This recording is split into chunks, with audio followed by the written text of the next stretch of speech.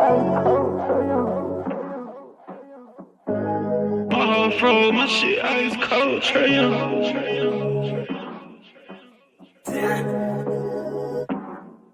And you know I wear my heart on my sleeve. You hitting all the reads, pack your shit like you finna leave. I go and hide your keys, put you in position to win. Bless you without a sneeze, bust you down in on the VV. Yeah, we was getting cheap. Overplay my part, I can't breathe. I feel the pain in my lungs. I thought we really was one. My heart cold like Trey Young. Overplay my part, I can't breathe. I feel the pain in my lungs. I thought we really was one. My heart cold like Trey Young. She ice cold, Trey Young.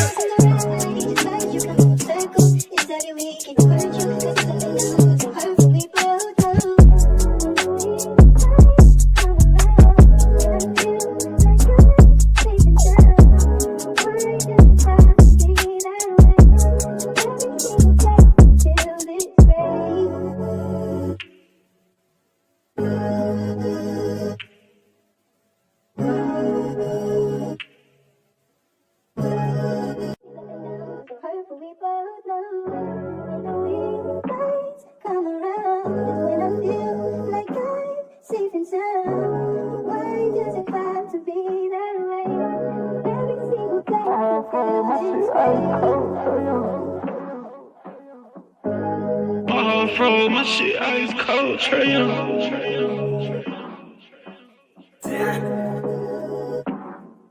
And you know I wear my heart on my sleeve. You hitting all the reads, pack your shit like you finna leave. I go and hide your keys, put you in position to win. Bless you without a sneeze, bust you down in on the VV. Yeah, we was getting cheap. Overplay my part, I can't breathe. I feel the pain in my lungs. I thought we really was one. My heart cold like Trey Young. Overplay my part, I can't breathe. I feel the pain in my lungs. I thought we really was one. My heart cold like Trey Young. She ice cold, Trey Young.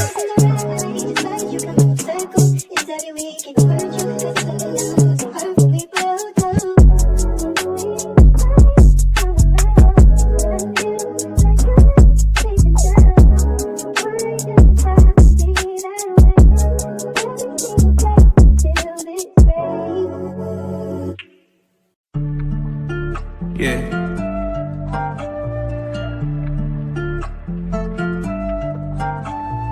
Swooping in just like a hawk, translating on a pick in the park. Yeah, swooping in just like a hawk, translating on a peak in the park. And one baby that's far from a flop. Stay from Marina, we blow up the top. DeAndre 12, he just like a car. Lockdown D, get it still in the block. Vic got that vision, he passing the rock. Trey put from 30 with 12 on the clock. I hope your best player got really good handles, why? Cause he might get swiped by Daniel's eye. Told him don't leave Bo get open wide. Cause he jump away like an ocean, yeah. Chillin' on the fat break, scaring down. But you can't leave open Garrison.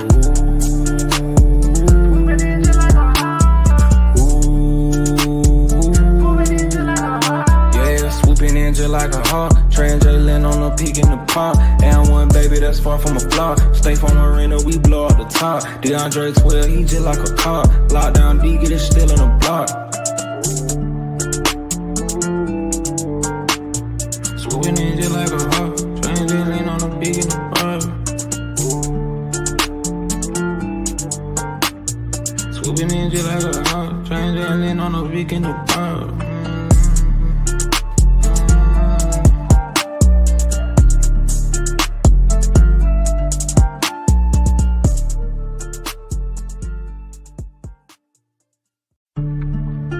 Yeah.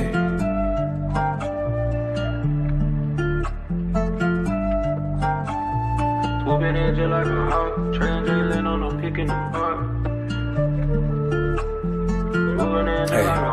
Yeah, swooping in just like a hawk, translating on a peak in the park. And one baby that's far from a flop. Stay from Marina, we blow up the top. DeAndre 12, he just like a car. Lockdown D, get it still in the block. Vic got that vision, he passing the rock. Trey put from 30 with 12 on the clock. I hope your best player got really good handles, why? Cause he might get swiped by Daniel's eye. Told him don't leave Bo get open wide. Cause he jump away like an ocean, yeah. Chillin' on the fat break, scaring down. But you can't leave open Garrison.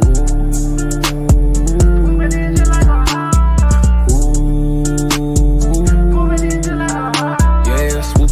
like a hawk. Trey and Jalen on the peak in the pump. And one baby that's far from a flop. Stay from arena, we blow up the top. DeAndre 12, he just like a cop. Lockdown D, get it still on the block. Swooping in just like a hawk. Trey and Jalen on the peak in the pump. Swooping in just like a hawk. Trey and Jalen on the peak in the pump.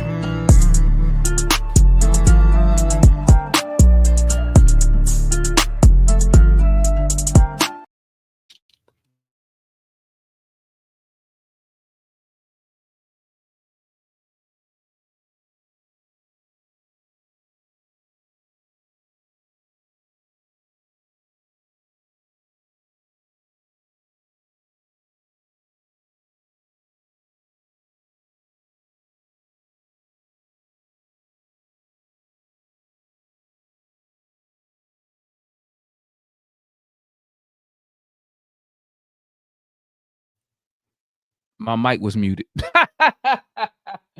Man, I just looked at the sign. It said your mic is muted. I'm like, man, what in the world? But let me start over. What's good? What's cracking? We back with that action, boss. We about that action. It's your boy Demond in the building, man. We Talk Hawks TV. Y'all know what time it is. #1 Hawks, Atlanta Hawks show, Atlanta Hawk fan channel on these YouTube streets, man. Salute to everybody who taps in and supports the channel. Salute to everybody who be on the panel. Remember, this is a channel for the fans, by the fans. And we are nothing without the fans coming here giving their opinions. I'm your humble host, Demond. Let's discuss a couple things. I'll probably be up here about 30 minutes, man. And then, but I will let my fellow Hawk family tap in if they need to tap in. You feel me? So Discourse, let me get some stuff off my chest. All right. Salute to the homeboy Trey Young, man. I don't know if y'all checked out his podcast, but he dropped a new one from The Point by your favorite point. You feel me? And the homeboy Trey said some, I mean, he didn't say nothing that was interesting to me, right? For me, he really just reinforced stuff that I already knew, right? The homeboy, I think it was the homeboy Zach Langley, who said on Twitter, he said, it's okay for us to have 2 all-stars on the team. I had to retweet that because I agree 100,000 trillion%. I don't know why. I don't know why fellow Hawk fans are so. I don't know why they want to split up the fan base. Like, I don't know. That's weird to me. You know what I'm saying? Knowing what we know about the NBA, and you need as many good players as possible. All of a sudden now fans want to get rid of Trey Young. When we was losing, Cass wasn't saying that. When it was 2017, 2018, 2019, 2020, they wasn't saying get rid of Trey Young. Okay. These last 2 years, I don't know what these fans be thinking, man. I don't know what they be thinking, but hey, it is what it is. Everybody allowed to have their own opinion. That's what sports, hey, that's what we here for. Everybody got their own opinion. You feel me? Listen.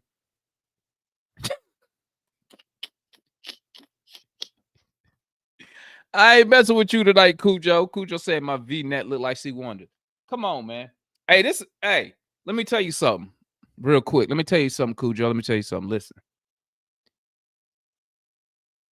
When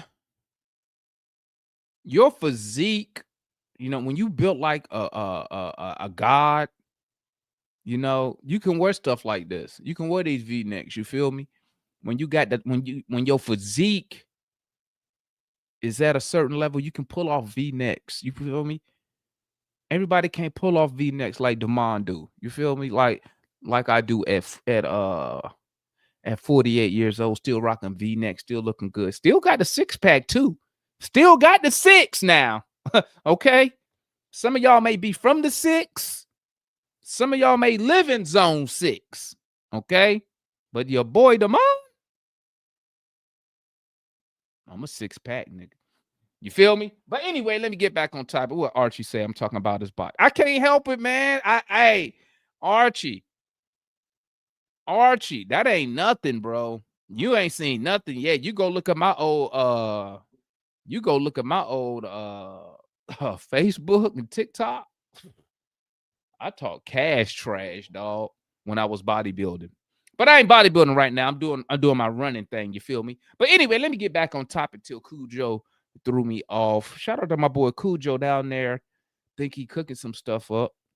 You feel me? But like I was saying, man, salute to the homeboy Trae Young, man. Trae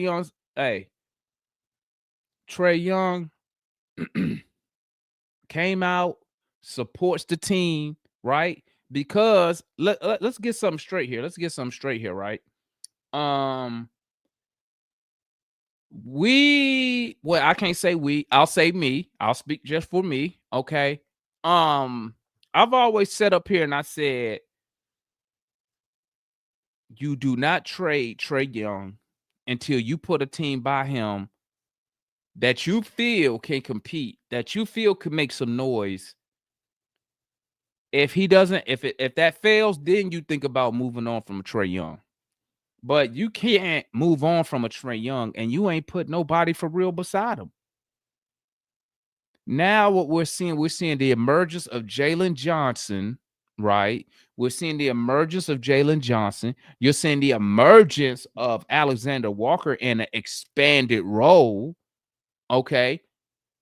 And now we're starting to see these pieces come together. Like I put on Twitter, man. I don't know how old some of y'all is, man, but if you old as me and used to watch the A-Team, it's like what Hannibal said, man. I love it when a plan is coming together. And we're starting to see this plan come together. You feel me?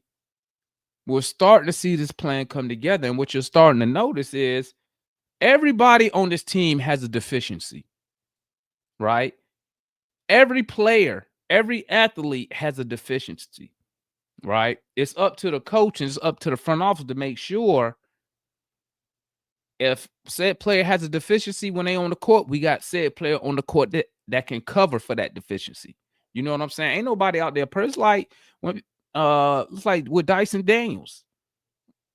Love is defense. Love is on-ball defending, but he can't score the ball at an elite level.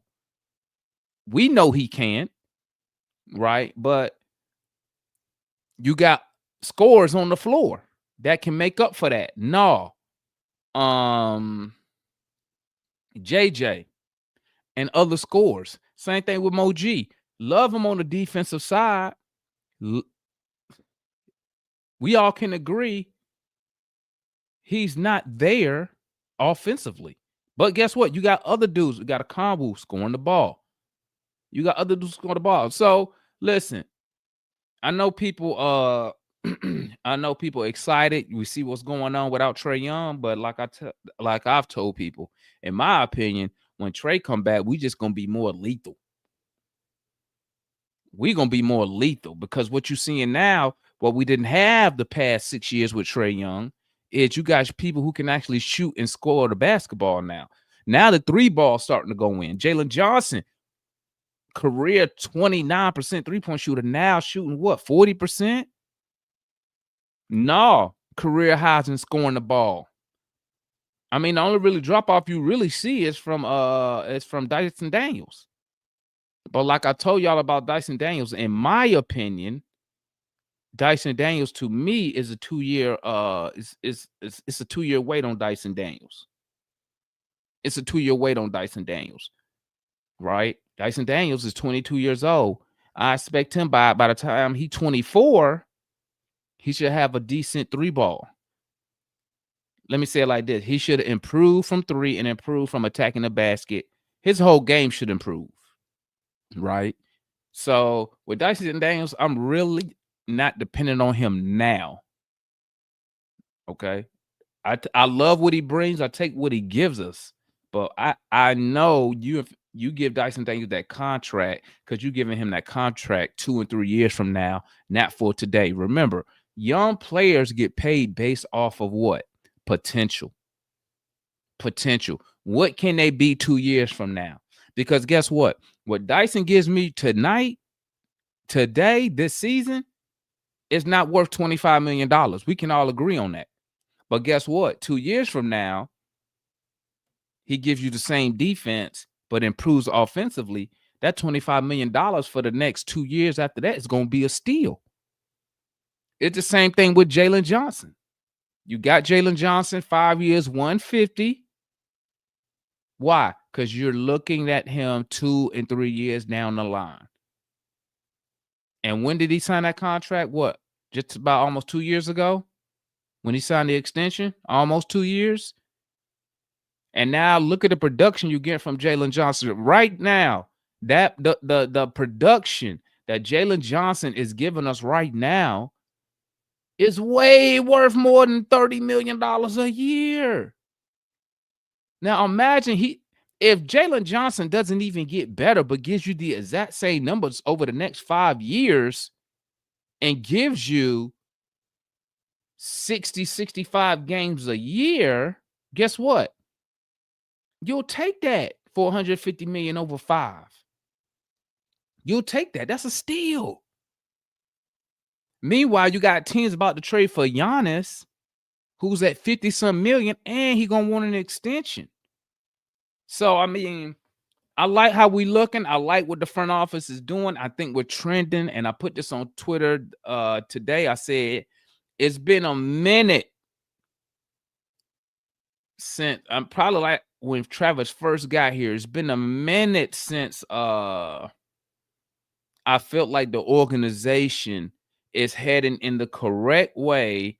And as far as players, as far as personnel, as far as draft assets, we even got amazing draft assets. Even though we owe the Spurs a swap this year, which might not even be a swap, because I got to check their record. They might have a better record than us right now. I ain't looked at the Spurs in a minute. And we owe them our 27 pick. We still got that 27 pick next year from Pelicans, Bucks. And we got the 26 pick this year from Pelicans, Bucks. So, like I'm trying to tell y'all, man, we are in an amazing position. But, you know, I'm not one of those ones who is I'm not on that split in the fan base. I'm not on that pick and choose nonsense that some of y'all on in the fan base. Okay. I can be a fan of I'm a fan of the Atlanta Hawks. So to be honest, at the end of the day, long as we win, I don't really care. To be honest with you, as long as we winning, I don't care who does what. Okay, if I'm really being honest with y'all, right? I like to debate sometimes just for shits and giggles, but at the end of the day, I'm about wins and losses. I'm about wins and losses at the end of the day, and I think when Trae Young come back, I think we're gonna just be better. You got more talent on the team, which I don't understand why people want to get rid of talent. That don't make sense to me. Hey, let's get rid of talent for players that's less talented. Why? Why would you do that? That makes zero sense to me. Zero. Like, but, you know, hey, at the end of the day, you know, we all fans at the end of the day. And hopefully at the end of the day, a lot y'all fans out there are your priority is winning first. Your priority should be winning first. All that other shit comes second. Trae, Ricochet, Jay, all that other shit comes second. Winning is always the priority. Okay? As y'all can see, when we win, I'm excited, bro. And I don't care. And I don't care how we win. I don't care who we beat. I'm about wins and losses. As long as we winning, I'm happy. You know what I'm saying? But yeah, shout out to Trae, man. You know, I think Trae Young, man, I think one of the best things he's done was start that podcast, man. Because with him starting that podcast, he can control, you know, certain narratives. Like, I'm glad he came out and let people know, listen, bro, I don't know where y'all getting. Now, I'm just adding this part myself. He didn't say this part, but he like, yo, I don't know about all this mumbo jumbo shit y'all talking. Trae don't support the players. But I'm glad he came out and said, you know what, let me go clear some of the stuff up. You know, it's just like when people come up here or when I'm in chats and stuff and they're talking about, well, the Hawks didn't give him an extension. That means they don't want him. Everybody know that's not true. Everybody know that's not true. Everybody know when you looking at, see, that's because when people say that, they looking at it from a fan point of view, right? You're looking at it as a fan you don't like that player. So you automatically think negative. I don't look at it like that. Like I tell y'all, I look at it from a front office standpoint. I don't have to offer him nothing right now. So why would I? Why would I tie my hands? You know what I'm saying? Same thing with Dyson Daniels. They didn't have to offer They didn't have to re-sign Dyson Daniels right now. And I guarantee you, at the rate at the rate that Dyson Daniels is playing right now, if the season stopped today, ain't nobody giving that man no $25 million per year. Not with the production he putting out this year. But like I told y'all, the Hawks, now looking at him today, they looking at him 1 year, 2 year, 3 years down the line where that $25 million going to be a steal. It's going to be a steal if Dyson Daniels can develop a decent three-point shot and can fit and get his free throw percentage up. I'm telling you, man. And that's how, that's why I be trying to tell some of y'all that's how to look at it. Instead of, since I don't like said player, so I don't even look at it like that. Because at the end of the day, I can only speak for me, right? And who I like and dislike depend on the last game. Okay? If you played great the last game, I love you. If you played shitty the last game, you was shit. That's just me, right? But yeah, I like what I'm seeing, man. I'm feeling real confident. The direction we heading in, I'm feeling real confident. I ain't even gonna sit here and cap. I thought we was gonna go 1-4 on this trip, on the road trip. Well, no, what was that? 5 games. And I think how many games we played? 2? We played 2 so far. Let me look it up. I think we played 2. I think we 1-1. I thought we might pull out that win.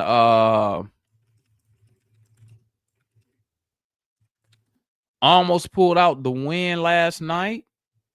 Still played tough. Let me see here.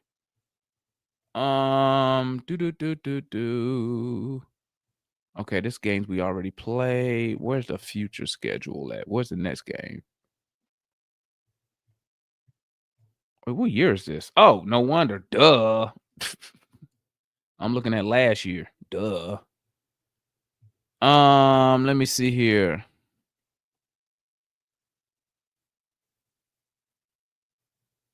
I thought we was gonna lose to the Sixers. We didn't. Big time win. You beat Cleveland. So like we got some real legit wins right now, man. We got you held Detroit to under 100 points. End up only losing by 1. So that let them know we can play with it. And I don't think Detroit, I don't know, was Detroit missing anybody last night? I don't think they was missing nobody important. I mean, who we got? We got Clippers tomorrow. Denver. So we got 2 games at home. Then we back on the road to Washington, back to Detroit, home at Philly. We're going to beat the Clippers. Denver, that's going to be a push. Should beat the Wizards. They got lucky last game. That's the game. The game I really want to see is the 12th. I want to see this Piston game. See how we look. I would love for Trey to be back for that Piston game, just so I can see. Just so I can get a warm and fuzzy, man. But last thing I want to say, let me drop the link. I'm going to be up here probably another 10, 15 minutes.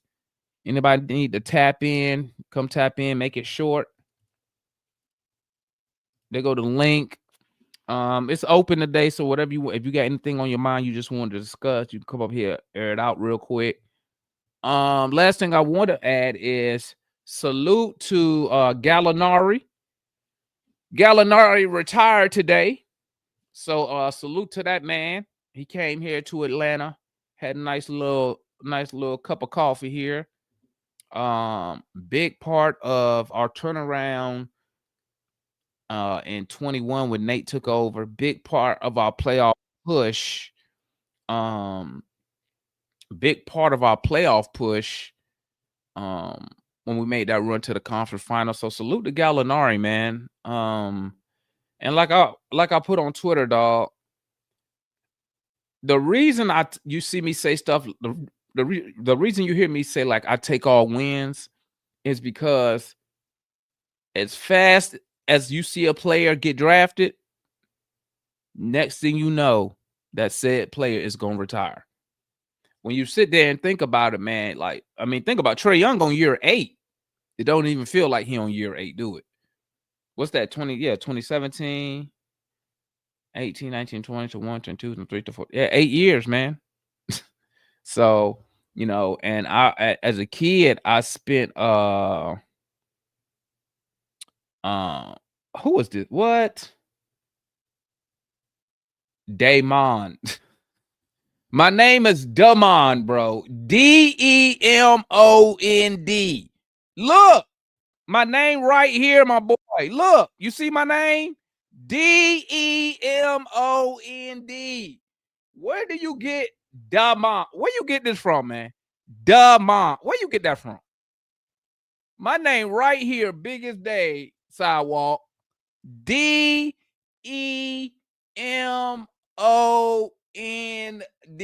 I'm just messing with you. I'm just messing with you. I'm just messing with you, sidewalk, man. I don't take it serious. I don't take it. It ain't nothing serious, man. I'm just messing with you, man. I'm just messing with you. Because somebody else be in here calling me Demon. Demon. My name is Demond. Now, don't get me wrong. When need be, I can be a young demon. If need be. That's rare and in between, though. Okay? Because I'm a civilized, seasoned gentleman at my age. I'm a gentleman at my age. Y'all, I ain't even gonna say it, but salute my boy, man. My boy Rail in the building, man. What's good, my guy? My boy Rail in the building. What's popping with you, my boy? But he threw me off what I was gonna say. But let me say something real quick before I holler at the family. Dyson making $7 million. There's a lot of teams who will pay him $25 million. How you say he's a bad player? I didn't say he a bad player. Did I say he bad? Did I say he a bad player? Is that what I said? I don't think I said he's a bad player. I said he can't shoot. I said he's limited offensively, but didn't I come back and say, but he's good defensively? Didn't I say that? Or am I tripping? Am I tripping? I thought that's what I said. He's not good offensively. He's good defensively. And in 2 years from now, if he just keeps the same level of defense and raises his offensive game a little, guess what? That $25 million is going to look like a steal, just like that Jalen Johnson at $30 million looking like a steal right now. And see, that's what I be saying. Listen, I'm going to need y'all to open your ears when I'm talking. You feel me? Listen to what I'm saying. Stop being so defensive, okay? Because let me tell y'all something real quick. Let me just get this off my chest. Let me tell y'all something, man. You know why I don't go hard for players anymore? Like I used to do back in the day. Go hard for players. I ain't going to let you talk about this guy. You know why I don't do that? I'm going to keep it a buck with y'all, man. Because the players don't care what you say.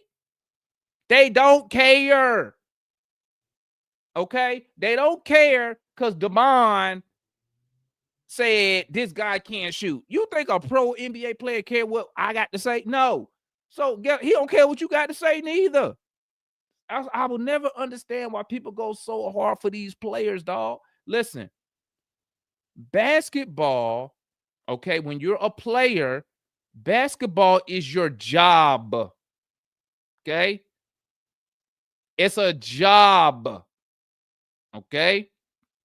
Just like I have a job, basketball, that's why they get paid, because it's their job. Unless you get somebody like a Asa Newell who like grew up as a Hawks fan and just happened to get drafted by the Hawks, okay, they don't have no ties to the organization like fans do, like we do. You feel me? And that's how, you know, time has changed. Because when I was young, when I was y'all age, it was, we would argue teams. We never argued players. We never said, hey, this dude is, we argued. When I was in school, okay, when I was in school, when I was in high school back in 2020, when I was in high school, okay, we argued teams, Lakers, Celtics, Bulls, Hawks. We didn't argue individual players like they do now, but I understand why I go down like that. But listen, y'all need to stop going hard for these players like that, man. They don't really care what you got to say, man. Okay, they don't care you defending them tooth and nail to the end. They don't care. Okay, they're here to get paid, do their job, and I salute them for doing it. You feel me? But that's all I got, man. Let's tap in, man. Like I said, I ain't finna be up here long, man. I got a date tonight with what's my date name? Let me tell y'all my date name real quick. Let me find it real quick. Trey and Jay Leonard are picking the pop. I have a date tonight with mystery airheads. I don't know if y'all know what time that is when I say that. Mystery airheads. I have a date in about 30 minutes. And guess where she meeting me at? The garage, baby. We're gonna be in that garage. What's good, Mike? Yo, what up? Chilling, man. Chilling, my boy. What's popping with you? Oh shoot, ain't that much, man. I had you need to talk by yourself, or can I bring everybody else up here? Nah, you can bring them all up. You know, ain't no post game, and I ain't, Okay. I don't mind that at all. But yeah, I just jumped up. What up, Archie? Archie comes in a mug tonight. My bad. Archie look like he coming off a mission with that Scully on.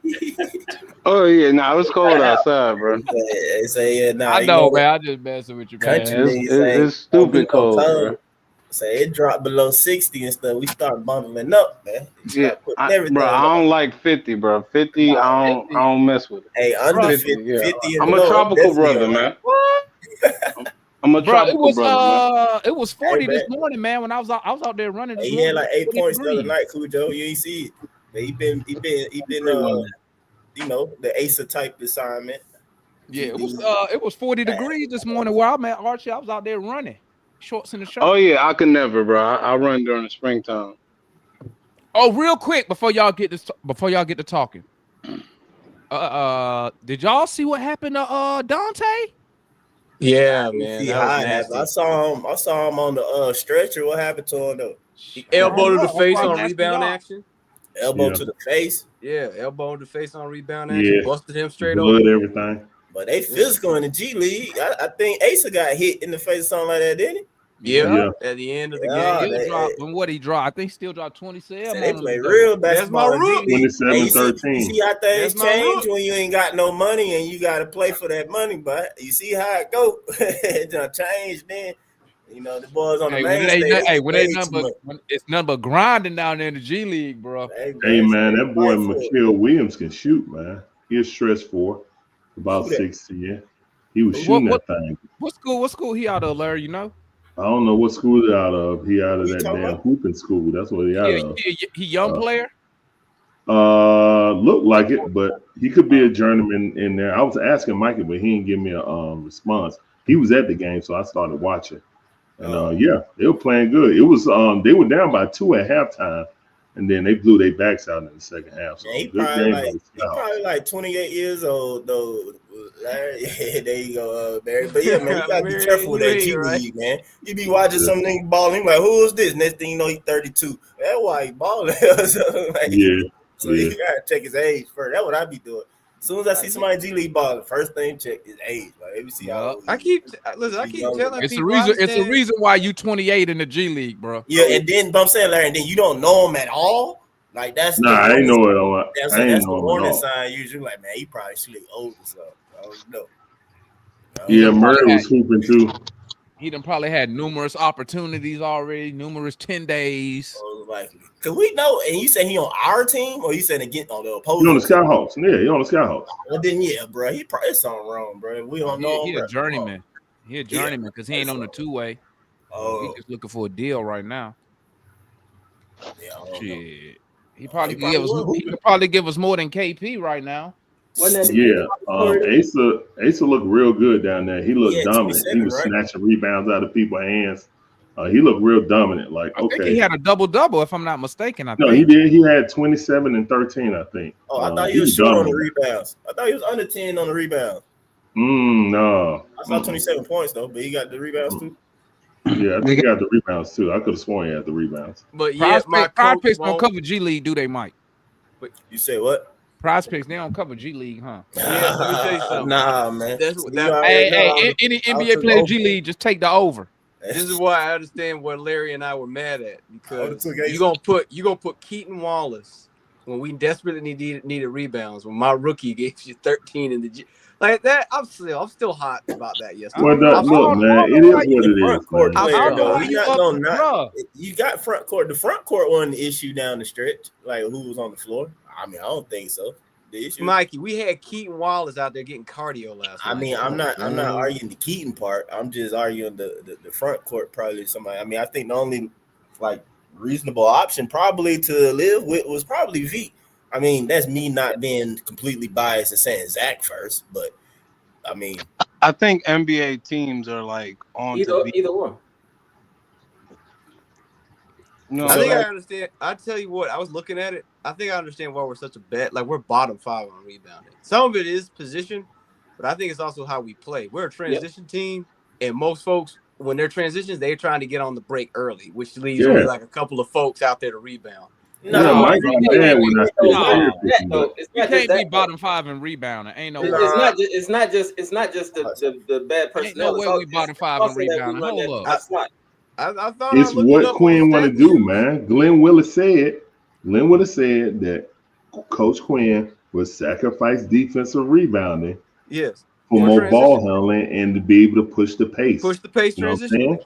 So that is a Quinn design, guys. That's the Quinn system, and it's a roster design for Quinn's liking. Okay, I'm saying just coming out here and doing stuff without Quinn saying, "Hey, this is what I need to run my system properly." So everybody giving him an excuse talking about, but it's not his players. It's 100%. 100% his players. He picked Keaton is a Quinn guy. If y'all don't know Keaton Wallace is a Quinn guy, I don't know what to tell you. He a Quinn guy, 100%.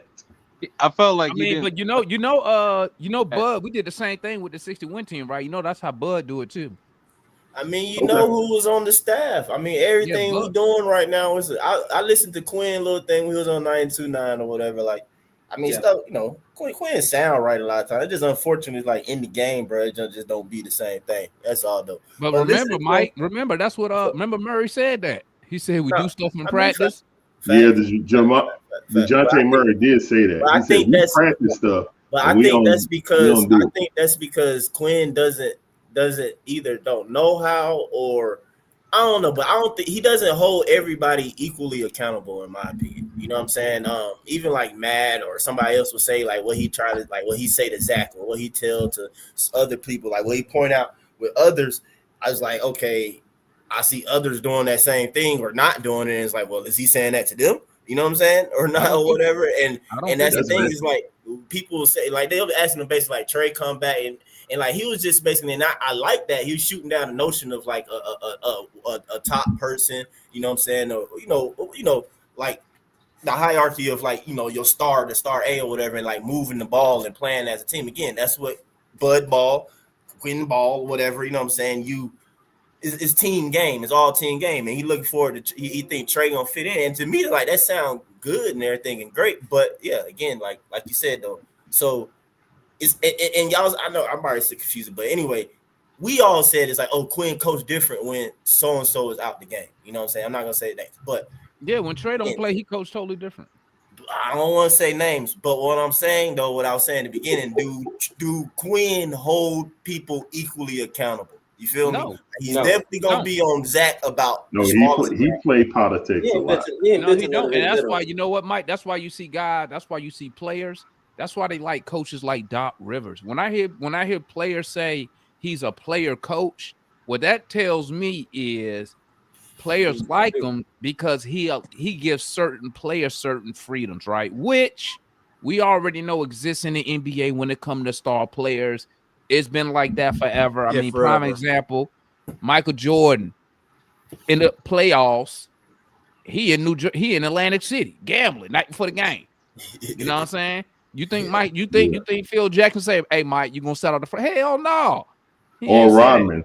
He said, "Here, Rodman, go out to Vegas." Let that have been Steve Kerr. Rodman drinking before he. Steve Kerr could have went with Jordan. When Phil Jackson told him, he could have went with Jordan to go gamble, and Steve Kerr would have been on the bench for the first quarter and the first half, but not Mike. So it's like this, man. Yeah. And this is what I said. That's why, like, when you get a so-called a superstar player, that's why you always hear these people say, prime example, Bill Belichick with Tom Brady. Oh, he's getting on Tom Brady. So guess what? So everybody else is like, oh, he holds people accountable. But you respect that, because that's the same thing with Greg Popovich. Like they be like he coached Tim Duncan like the same, and then also Pops like he appreciated Tim Duncan. I heard him say it before. He like, I appreciate Tim Duncan letting me coach him. You feel me? On top of that, and not being basically like prima donna. Because at the end of the day, at the end of the day, I don't know about Quinn Snyder, but somebody like Popovich. That's why I always bring up championship coaches, right? I think it's different, right? Say I'm the coach and all y'all my players, right? And I'm a championship coach. I got 1 championship, 2 championships, whatever. I think my message is different when I say Mike, Marion, Archie, C. Wonder, Larry. I need y'all to do this, sacrifice this, do that, so we can get here. And I think when I say that, that will hit different when I look at y'all and say, because if we do all this, we can get here, and I put some championship rings on the counter. Then if I have no cachet, I've won games in a regular season, but I've crashed out in the playoffs, right? Which is just not Quinn Snyder. There's a whole bunch of coaches out there like that. Win a lot of games, crash out in the playoffs, right? I say the same thing, and I say, hey, Mike, hey, Larry, hey, Marion, C. Wonder, Archie, do this, and we can get here. Now, what if I tell y'all that, but Mike already has a championship? What is Mike thinking? I guarantee you, ain't gonna work. He gonna second guess some shit that I say. Right? He may not say it out in public. I'm not saying he gonna come out and be like, hell no, coach, but he probably be something like, that ain't gonna work. You see, and then what's my argument to that? If a player pulls me to the side and say, hey, coach, you saying do all this, but I don't think that's gonna work. And it's coming from a player with a championship talking to a coach with no championship. It's just my personal opinion. I think it hits different. What y'all think? I agree with you, Damon. I mean, well, you can't sit here and preach analytics to me. If like say somebody like Robert Horry, you can't come and preach no analytics to Robert Horry. You know what I'm saying?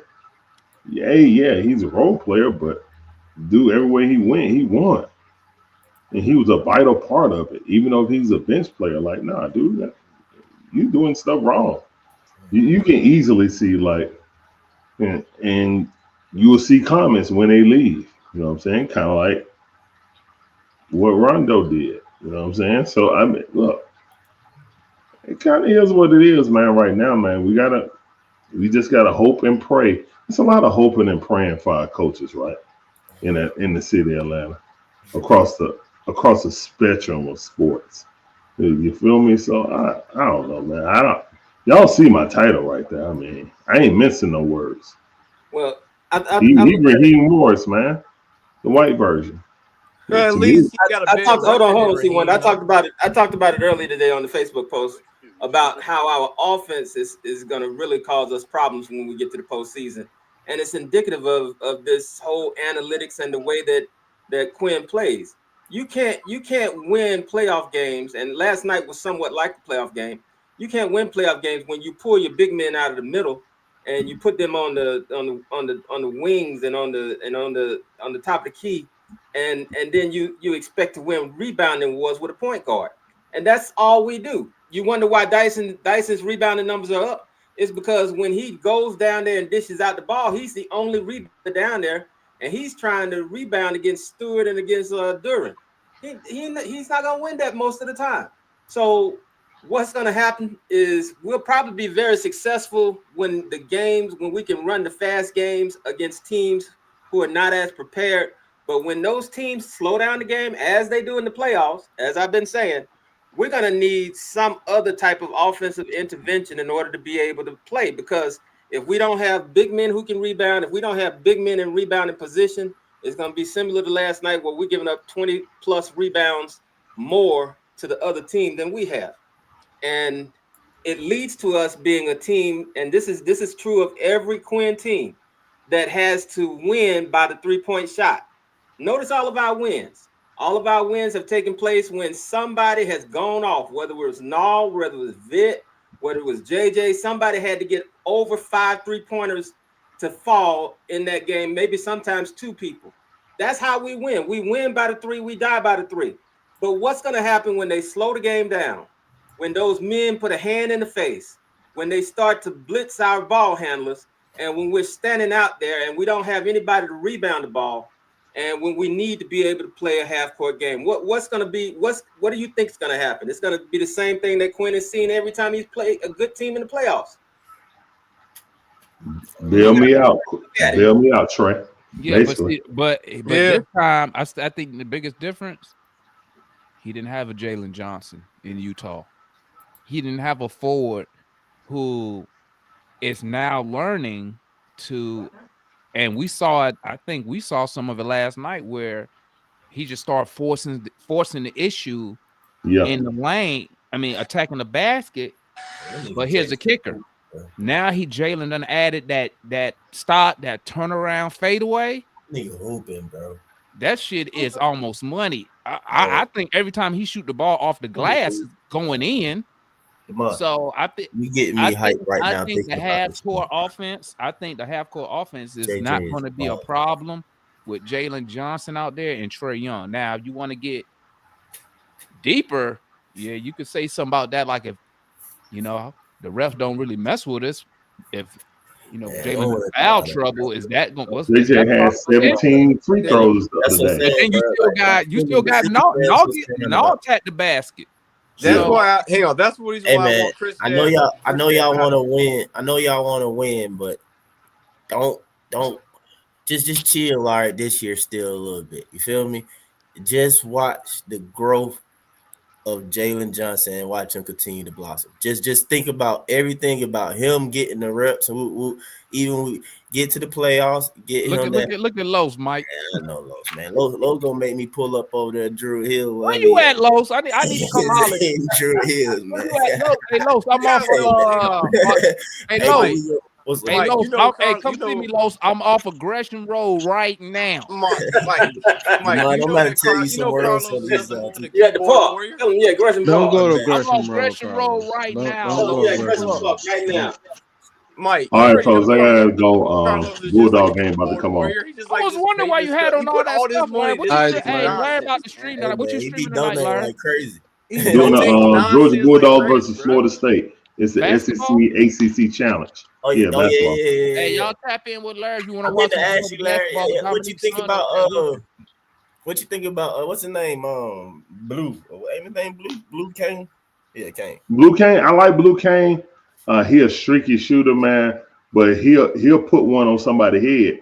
He's like 6'3", but he got some bunnies, man. I like it, right? 6'3", that's no. He's junior. He a He's a junior. junior now. Hey, Larry. before you Hey, leave, Mike. Hey, he too short. He is 6'3" junior. Mike don't want him. He ain't growing no more. No, I don't want him either. He got a little bounce. No, he like somebody He that ain't if growing. anything you Mike think want- about like Mike Steph is Curry. like a 6'5". hey, Larry. See now.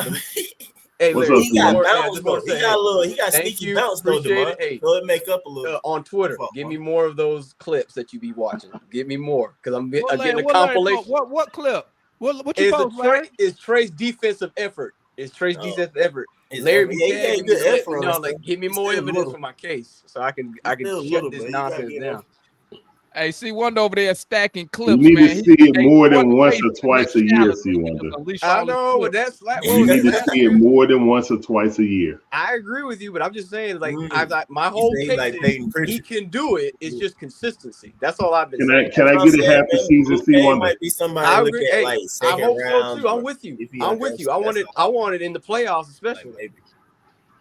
That's all I And want. with Wonder, that, I man, don't I'm up out of here, understand. man. Make sure all of y'all hit the like Yeah, button, that's his man. name, Southside Blue Yeah, King. tap in with Ray tap play in for the with hey, what's Dogs. this? Make sure Is y'all this hit the true? like button. Y'all seen the stat of Yeah, JJ being white top boy, Go 5 Dogs. money too, though. most blown by? Well, you see that stat at Dark B. All right, You Larry. gotta give I me a might link not for say I that, might, bro. I might have to check it. I just came across him not too long. Just I see need a trying to link keep for up with that, bro. Dogs You a can, little bit I But get see, more than that's that, my bro. thing, though. That's my thing. Is like more. with JJ. It's like Mike said. No Like sleep. it's the defense that he needs to work on, man. Who Like you for talking about? real. Like Church? JJ, his defense is like I said, I could understand You Trey's said Jalen? defense. Yeah, Jalen. I can understand Trey's defense because he's small and undersized and not athletic.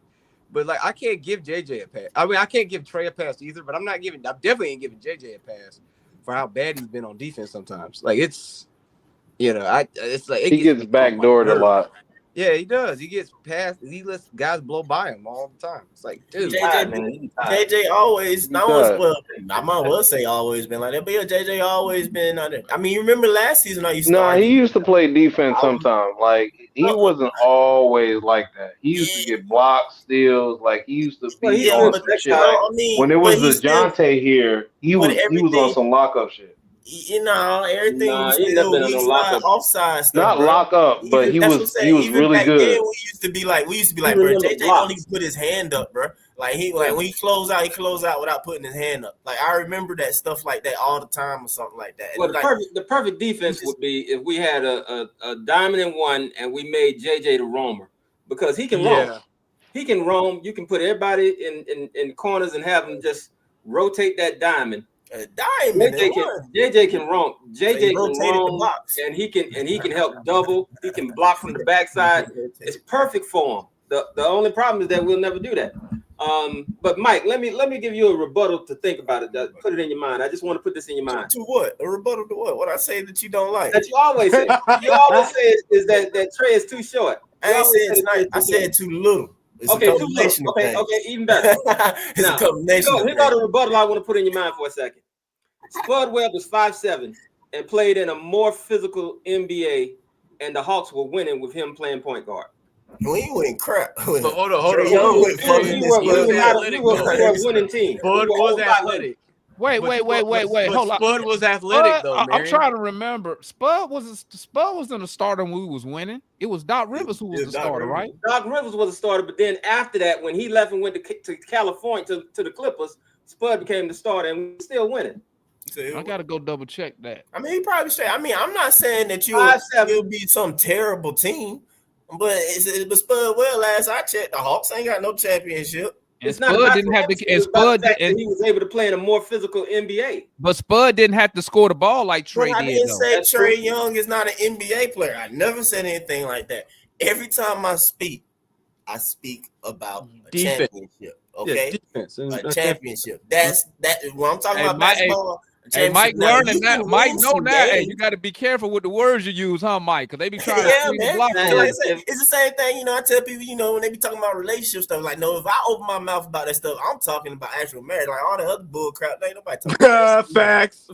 So when it comes to like this too, I'm talking about a championship. Yeah, you can win some season games, you can go to the playoffs, but I'm just talking about, like, ultimately speaking, like, I'd rather roll my dice or hitch my wagon or whatever to something bigger. Or then if they are shorter, they got to be strong and have some bounce or something like to make up with it. It's like, man, again, Man, Gotta be I'm at looking least forward So to Trey, let bro. me get a I'll be second. happy to eat what I'm saying, bro. I Let hope me Trey get a second come back rebuttal and ball for us, bro. I really off do. what you said.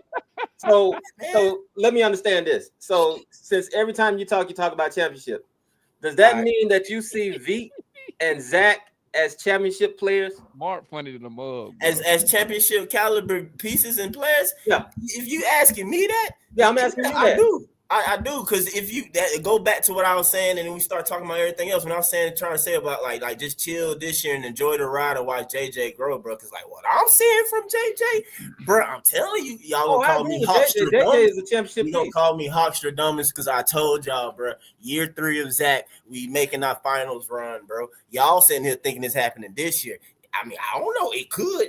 I don't know, but I know for a fact next year, bro, we definitely gonna be ready.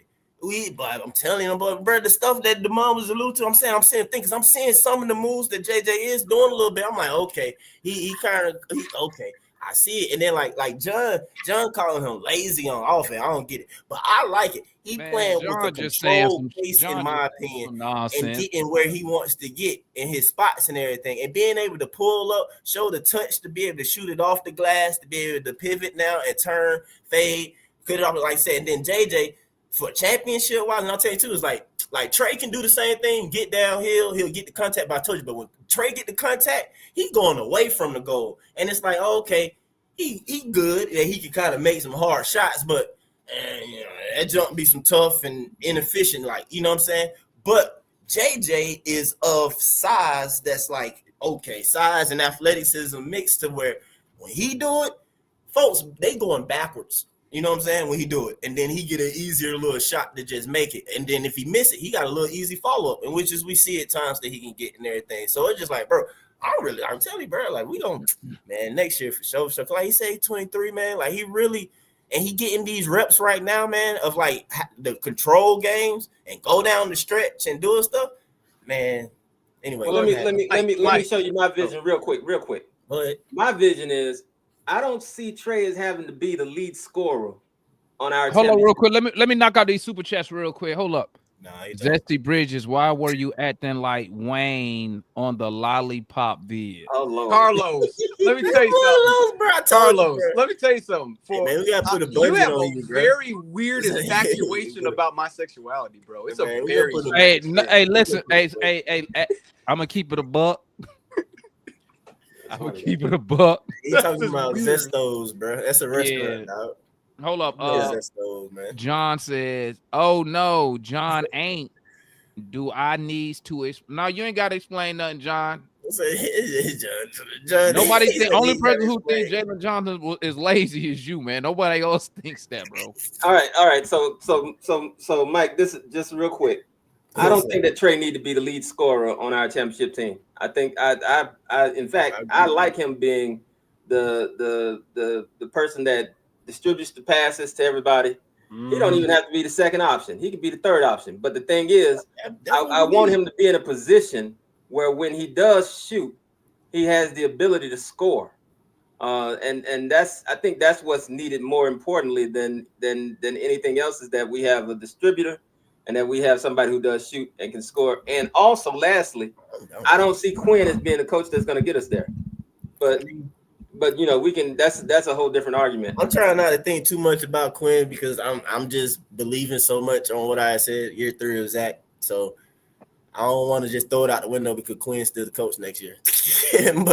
but bro, like the offense again, bro, I ain't too much worried about it, bro. It's that defense, man. I know some people, they probably think I just be tripping about that jump though, but bro, like, you see what the Thunder doing, bro? Like, but they don't skip no beat with that defense, man. So that's what I'm trying to say, man. That defense is what's gonna really like. Let me tell you something else, Mike, about the Thunder real quick. You know they got the Clippers first round pick unprotected this year, bro. It's not fair, bro. Like they continuously stacking and stacking. And Demar, look though, they be taking good dudes who be hurt, so they get this like slowly bring them along and stuff like that too. On top of that, I mean, they ain't gotta rush nobody, bro. The only thing it's only one thing that can stop. Oklahoma City, Mike. You know what that is? The European guy, right? Money, European and opportunity. That's the only thing that can get in their way. Money. But the thing is though, but they draft so good though, and they keep having these picks. They still got people. Because think about it, they got toe picks. They took the dude this year from Georgetown that ain't playing. None of them playing or sniffing the court and stuff like that. But see, that's why I said number 2. That's why I said money and opportunity. Yeah, they can get Caleb. Opportunity probably gonna be the biggest thing in their way because, like you said, they develop those players. Sooner or later, those young players gonna want to play. What I'm saying, bro. Think about this. They had Veet and Giddey too, though, bro. They drafted Veet and Giddey, and then what was the other dude? Well, he might not be in the league though, but they had that other foreign white boy that was like, Mark. They did. Like, they traded Westbrook like and got something like that, and he went to the Hornets for a second. Though after them though, but I don't know, bro. Yeah, Pokusevski. That's what you're talking about. That's his name. Yeah, they know. I mean, Oklahoma City. Alexa Pokusevski. You know what I'm talking about, but he was straight. He was straight too. I don't know where he at now. Though. He couldn't play defense. That's what. But he was pretty cool. Oklahoma City stuck to their plan, man. Yeah, they can't get Caleb Wilson to me. Like, if they get Caleb Wilson, I think they might end becomes up a real big issue this year, dog. If they get that close to be able to grab. No, Caleb. No, the Clippers are fucking awful. Like, they're gonna give them, bro. Like, it's really a problem. They might have a top 5 pick this year. That's what I'm saying. So that's another L for them. Yeah, they like 11th right now. Hey, how they 20-1 and they over there looking on Tankathon. They 20-1. It's disgusting. It's fucking disgusting. Sam Presti don't lose on those trades, man. He's a beast, bro. He ain't really had to do nothing. They made all their money off of Paul George. All of Paul George. That's the worst Paul move. George. They got. It's the worst move in NBA history. No, it's a combination of things. It's the worst and the best. It's the Luka trade and that for me, because to not get picks for the Luka trade didn't make no sense. Yeah, and for them to give up so many, but I understand why it happened because they was on some shit where if the Lakers get like Kawhi, LeBron, and AD, and you're in their town, you just absolutely just can't deal with that. Like, so you're pressed up against the wall. The Presti dude knows that shit, so he's just pressing y'all for. Like, y'all can't really breathe. Y'all ain't had no leverage to do the shit. At the time, it was already messed up. They can't get Caleb Wilson. They get Caleb Wilson, is over with. Like, they get an athletic core that'll play some defense on the perimeter and inside. Or Cam Boozer. They can't get a power forward. If they get a power forward, it's over. Oklahoma City. I mean, it's already over. It's already over. That's what I'm saying, bro. It really don't matter, bro. Don't matter what they're getting the baller, bro. Because it matter. It matters, bro. No. I'm saying no. I'm telling you, it doesn't matter. From 1 to 10, you got hoopers. That's what I'm saying. Because I like my boy Hans Steinbach that played for Washington, comes from Germany, and he may or may not be a top 10 pick. He probably like 10 to 14. Bro, so they have 3 first-round picks. They got 3 first-round picks. They can get whoever they want. They don't even need one of those game-changer picks neither. They don't, bro. They're going to trade it. They're going to trade it. They don't need Peterson. But if they get them, Hank, they haven't been trading any of them though. They're not going to do that. They're going to trade it, bro. Trade it for what? Why would hey, bro, you be jumping on here to troll, bro. Like, I'm used to you, bro. I know you, bro. Like a big dog. That's crazy. Hey, real quick. I just want to say something, man, that do what other people be doing, man. I told y'all, but look, bro, I told y'all, man, that this is what the Hawks have to do, man. When y'all be doing that, hoping and wishing upon a star and stuff like that, and like, oh, we may make the trade. I'm like, bro, we the Hawks. We don't do that. What we do traditionally is I told y'all, remember now, you said that. I was like, bro, we doing better drafting, y'all. You feel me? I said, okay, JJ. We got JJ. You got Trey and JJ. I was like, then you got Zach. I'm like, that's why I'm thinking like we're gonna make our final switch. I'm like, bro, you did a good enough drafting within like a 10-year window, like 7-8-year window, and picking some good pieces, right? And then that's the other thing too. I'm saying that is the type of player that I was saying. I kept saying I don't know who, but you got to find somebody who is somewhere that's not necessarily what they are, but they can become something better once they're at the Hawks. That was like Joe Johnson that went up once he became a Hawk. That is Paul Millsap. That's I don't know, whoever else you can name or whatever that was like not whatever. Porter? and then became an all-star, Kyle Korver, you know what I'm saying, as a Hawk and playing during their tenure as a Hawk. Shoot, no, you might not know. I mean, he averaging 20. You feel me? Either this year or next year. You know how it be when you win it. When we win it, like we mess around and be a top 2 seed this year and next year. You saw the 60-win team.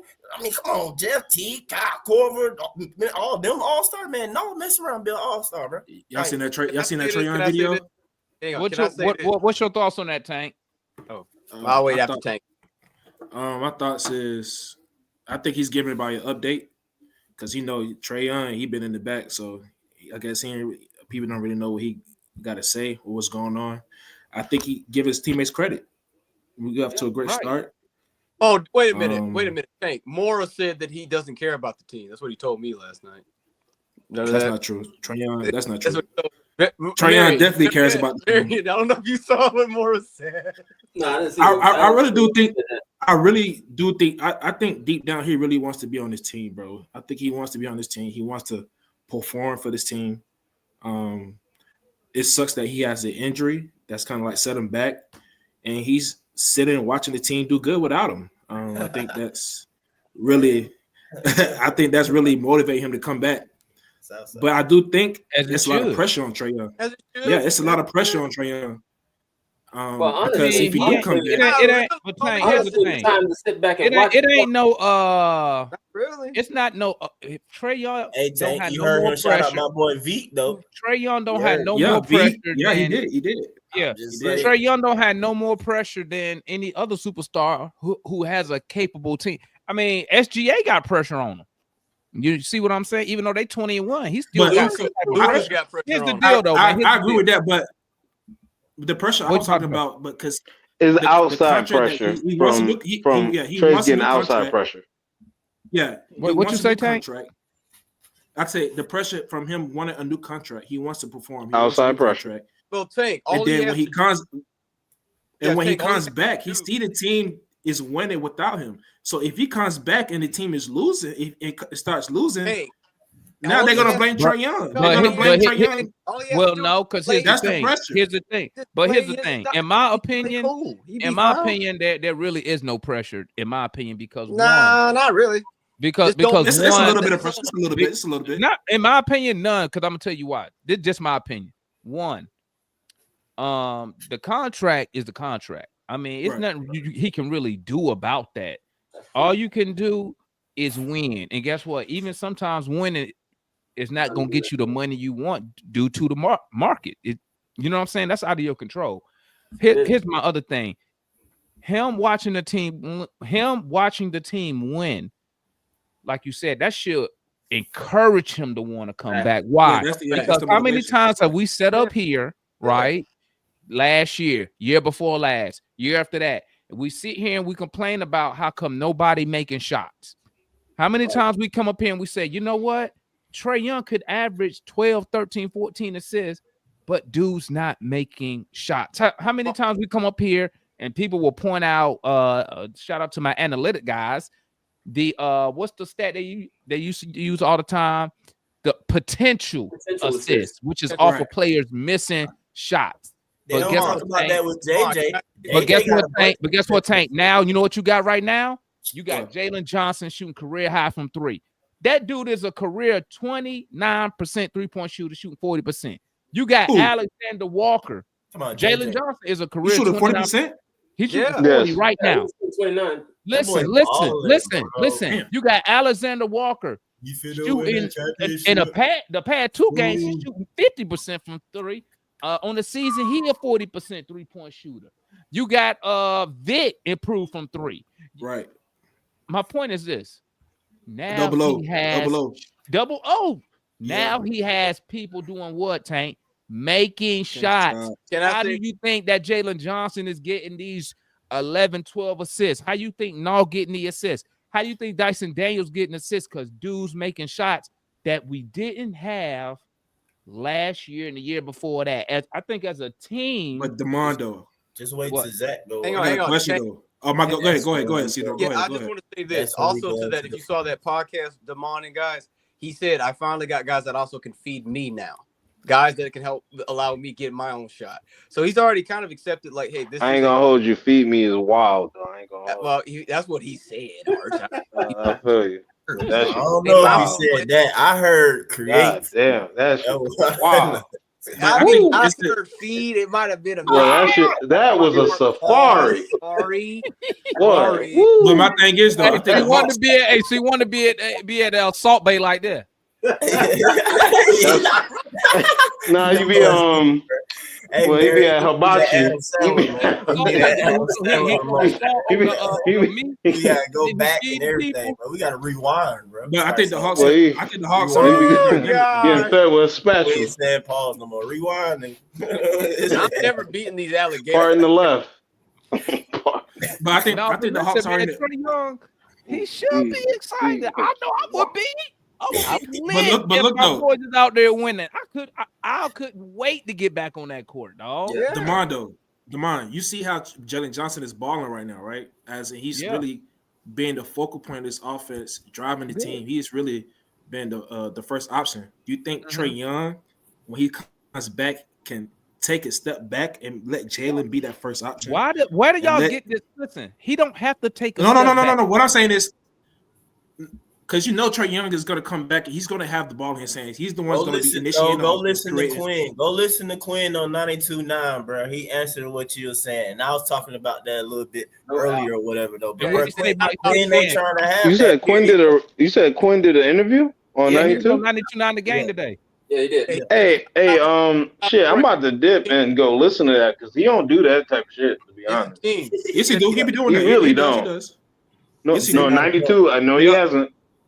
Yes, he Listen, like I'm gonna tell you like Quinn. this, Tank. Let me ask you this. They be on the radio. They do. Tank, let me ask No, you you this. don't. Hey, Tank, let me ask you They this. do. Who won the championship last year, Tank? OKC. How many All-Stars is on that team last year? Two. How many All-NBA players was on that team last year?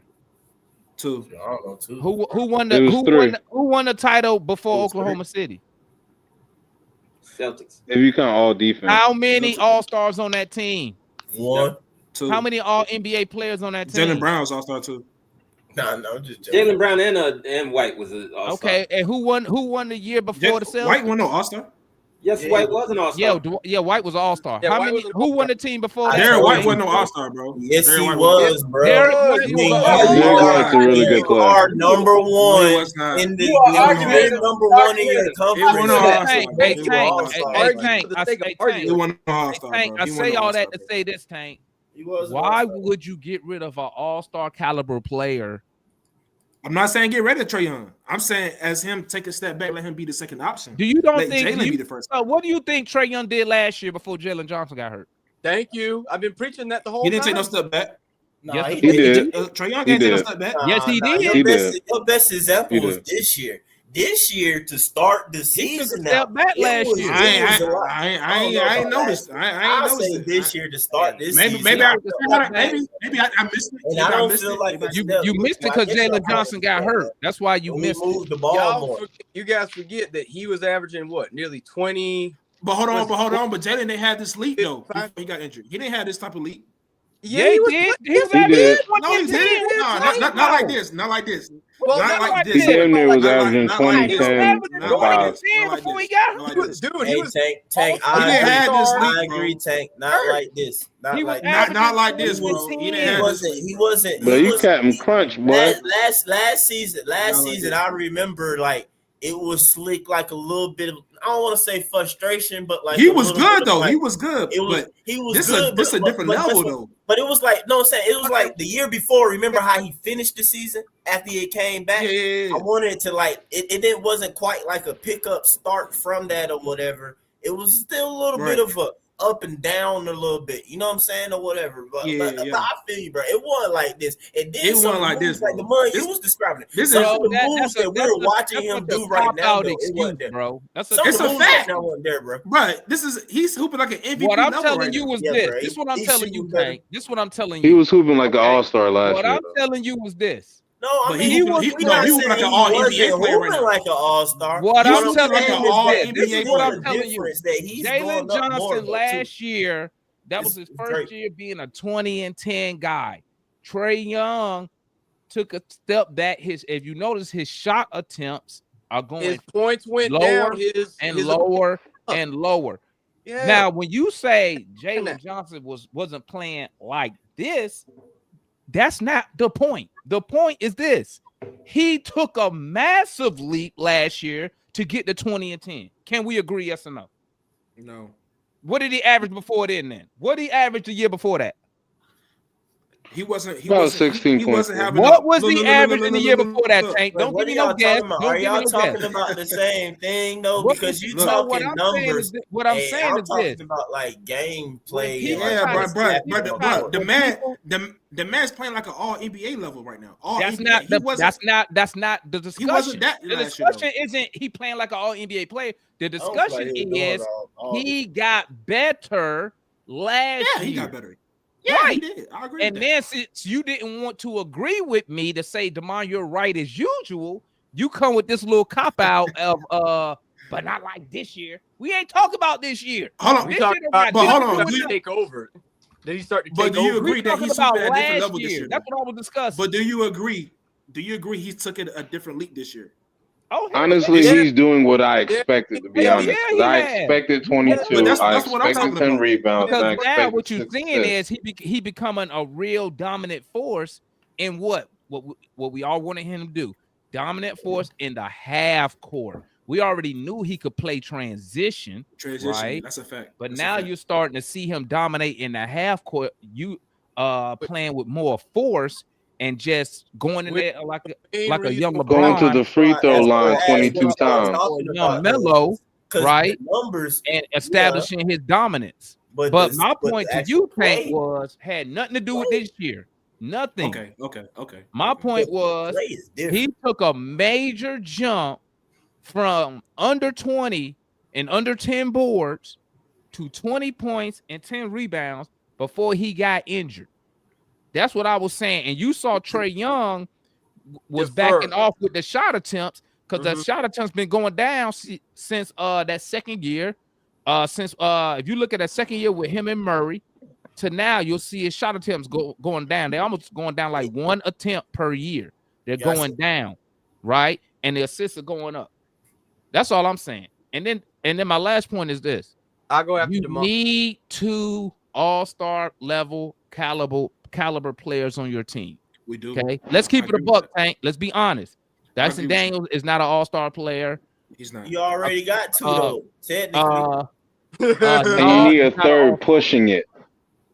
Huh? You need a third to push. Who's that? Third is gonna be your Mike, third is gonna be Mike, who's no that, off Mike? the bench. Bro, So you're no gonna have playing That's what I'm saying, it's not. level, man. technically you're gonna have no I'm off just the saying, bench. bro. He is though. He is man like one. You're gonna have no off the bench. You're gonna have double That's why off we the doing bench. what we doing. Because you got You gonna- JJ right, and though. Dog playing at an all-star level without Trey. We Gucci if we can get something out of KP ass. We ain't. Bro, we're not He trying. giving you offense. He giving you offense. I ain't gonna No, hold he you. need to That's give me what game. he I need games, Archie. I need KP don't games need played. nothing but his Oh, offense. oh, my When it bad. comes to him, Hang on. You're right. That's I what need he did. I need games Let me Let me played. say, hey, Kelly, hang on. Let me say this. Y'all saw that he ain't gonna be playing tomorrow, right? Because he's still sick. Hey, man, I ain't gonna laugh at the man being sick. I ain't man. gonna hold you. I don't know how that shit feel. I'm not laughing at him being sick. Yeah, I know, man, Like, but bro, y'all be I'm getting mad starting at to that think- man because he's sick, bro. It is what it is. hang on, Mike. But, I'm starting to think this is like a Clint Capella kind of situation where they might be traded him and they're just say, well, he's sick, so we're just gonna Man, put they're him. not on. gonna trade that They man. ain't gonna trade him. Ain't nobody They're gonna not take that trading dude. him. They're not going to trade Somebody him. gonna trade for him, bro. Why would you give up Nah, anything he's sick. for Porzingis when he an expiring contract? That's Exactly. fair. That and then on top of the fact that like, yeah, who gonna trade for something that like obviously Yeah, like not you gonna ain't, play? I wouldn't give up nothing for him, but because who gonna do the Hawks a favor? Nobody The gonna best help the thing Hawks. ever is Nobody's the fact doing that we didn't really give up nothing. I I mean, wanted The to say, Pelicans will. Hey man, but I'm about to roll though, family. I'm about to reside up out of here, man. Unless Mike, you gonna keep going? for sure. Shoot, man. I mean, I can. I'm just working on a project right now. Okay, well, Mike gonna keep it going. I'ma holler at y'all fellas. I'm gonna be listening though while I'm with my date. So you ain't know Unc got a date, huh, Tank? I think Hey, Mike, What's Tank up? ain't tracking what I'm saying. yeah, I know he ain't, man. Yeah, dang. I name Mary, man. All right. Oh, yeah. Last name Wanna. Hey, John. Well.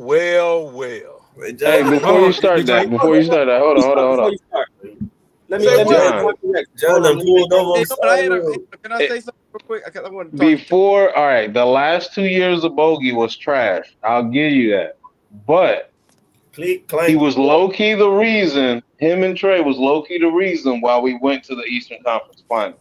So we got to just give him that. Hey, Mike, credit. I'm going to go out and come back in. Oh, all right. What happened?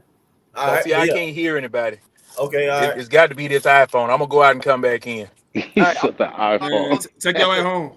He said, because he had this technology. Okay, me stop.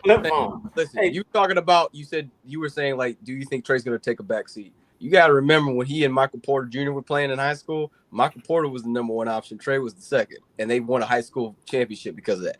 Trey has said often he doesn't care necessarily about being the guy.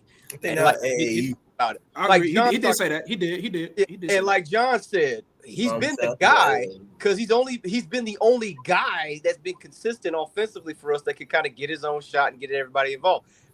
Through his whole era, he hasn't had a consistent guy that could actually be his equal or be his superior since he's been on Atlanta. Not till Jalen.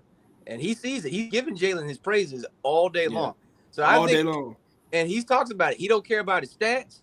He don't care about his numbers. He just cares about a ring. That's all he cares about. So if he wants Jalen to be the number one dude and he's number two, he's fine with it. That's why this is how I'll know that he's fine with it. If he comes back and that man out there playing defense like his head on fire throughout the whole game, then I'll be like, all right, Trey, I believe that's you. a fact. I'll take back everything I ever said, bro. That's a fact. I mean, I'll just be completely honest or whatever about it, like just like that. But that's how I know. If he come back doing the same bull and y'all telling me, oh, don't do that. He gotta save his energy for offense. No, y'all niggas see that he ain't gotta do X, Y, and Z as much. So I want to add something to that. So let me add something to that. Let me add something to that. If you notice, like when shit don't go our way, everybody like just keeps playing. Like all that complaining to the ref shit, we're not doing that. Like we're just keeping. Hey, let's get it out the mud. Let's get it out the mud. Let's keep going. Let's keep going. Like I want to know, is he gonna follow along with that trend? Because that's just where we at, and that's just what maturity is. You can't control everything in life. Sometimes you just gotta roll with the punches. You just gotta get back. You just gotta get back. Y'all was nasty for yesterday, dog. Y'all, I heard the show yesterday. Oh shit, I'm picking in my nose. I'm nasty, bro. I'm on camera. Wow, y'all were nasty. Aren't you fun? Y'all were nasty. No, I was just looking at myself. Now my shit was itching. Dude, I'm eating too, and you doing that, man. Oh. Bro, y'all really try to blame Quinn for the last game, bro, against the Pistons. Hey, you serious? You know what? Keaton didn't play bad. Keaton didn't play bad. Keaton didn't play bad, but he shouldn't have closed. He shouldn't have closed, but he didn't play bad at all. This is insane. Y'all blame Quinn for every loss. And I needed rebounders on the floor last night, to be honest. I needed size you on can the lose floor. by one, y'all blame, but in the wins, y'all never give him no credit. That's my only I have, with y'all, bro. I In the have. wins, y'all don't give him no credit. But in the losses, y'all give him all the blame. It's insane to me, bro. No, I don't in get wins it. and losses, we recognize when a bad. I don't get it, bro. I just don't get it. That triple I gave Quinn some credit earlier. Shouldn't be. I ain't talking about you, Mike. I'm talking about the rest. I'm talking about C. Wonder, Marion, Damon. When I first found out they was calling it the KKK, that made me laugh so bad. Larry over had a heat stroke yesterday, dog. I be hating on Quinn because y'all used to hate on Nate so much, man. So I just be hating. Nah, Quinn got the offense though. Like I like the like when Trey comes back. You heard Trey say. You heard what Trey said about Quinn. I know y'all heard that. Yeah, he respects. You know what I'm saying? None of the players. Only the fans don't like Quinn Snyder, but the players they like. I don't like his rotations. I don't mind him. That's why you're a fan. You're a fan. You're not a coach.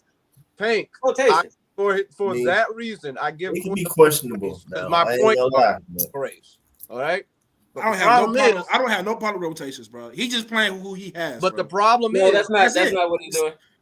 Yes, he is. RC is the one that gave him the players. He just playing what he has, bro. No, that's if not you want what to hold on. because If you want to play the players, he had not blame played RC. some minutes yesterday. Blame RC solid. Don't blame. It's not that he's playing with who he has. He's prioritizing 3-point shooting over everything else. That's what he's doing. It's not that he's playing who he said has. what? He said he's prioritizing what? Prioritizing 3-point shooting over everything else. I'm gonna be honest. That's why you get a lineup. That's not with true. Kennard. That's not true. Listen. That's why you get a lineup with Kennard. That's why you get a lineup with Krejci, and that's why you get the lineup with Keaton. Hey man, those three are three of our best. You got to name Veet, man. The problem is that well though. That's but the Marion, problem. who do you want out there though? Marion. The problem is we don't have a good offensive rebounder. We are missing Clint. He just coincidentally be on the floor with them. But the problem be Luke and Keaton combined. That's the problem. Y'all always throw my boy in that mix, man. I throw him in that because he's a 3-point shooter also. It's He more than 3-point shooter. I mean, he's more of a facilitator. He's putting in 3-point shooters, and he's neglecting the fact that we need rebounders and we need people who can put the ball on the floor and get to the basket. And Tank, the other problem, Marion, for the second unit. For the second unit, who do you want out there? We don't have units. We have reserves. It's the same thing. It's the same shit. I'm gonna be honest. We don't have the personnel. Reserves, and we stagger. I'm gonna give Quinn this slack. I'm gonna give Quinn this slack because we don't necessarily have the person. We don't have a beast rebounder. I think it's Dante, but as y'all said, he was on a stretcher.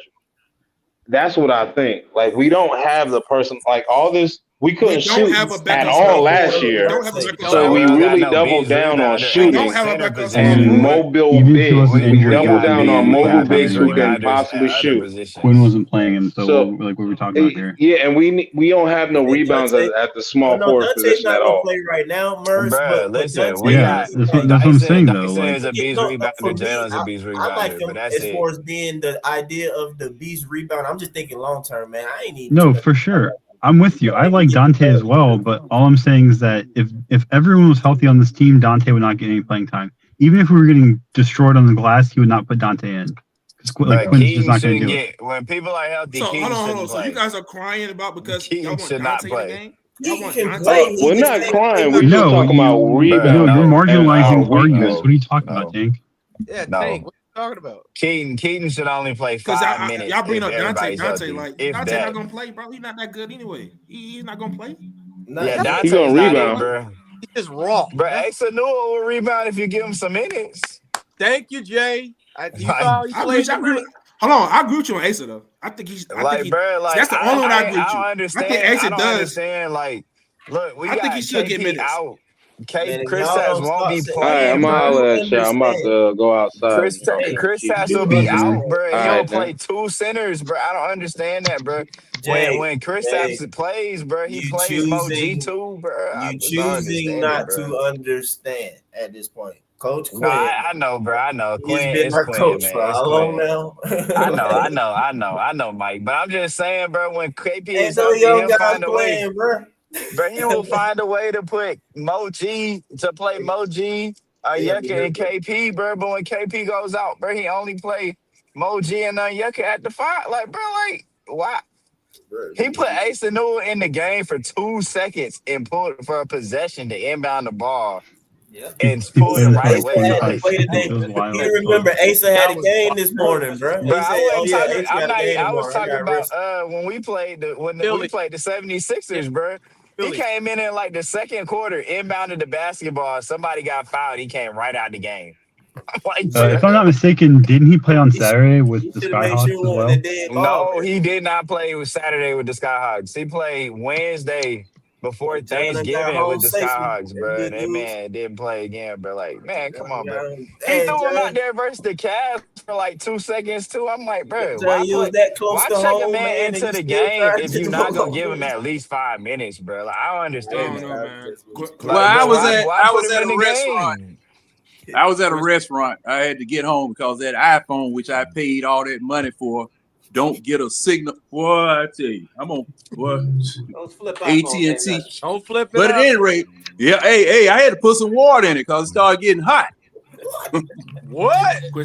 Hey, Mike, I was in the air. I meant to hit you up, bro. I heard you, but they said you still recovering. So I said I don't want to hoop with you if you ain't 100%, bro.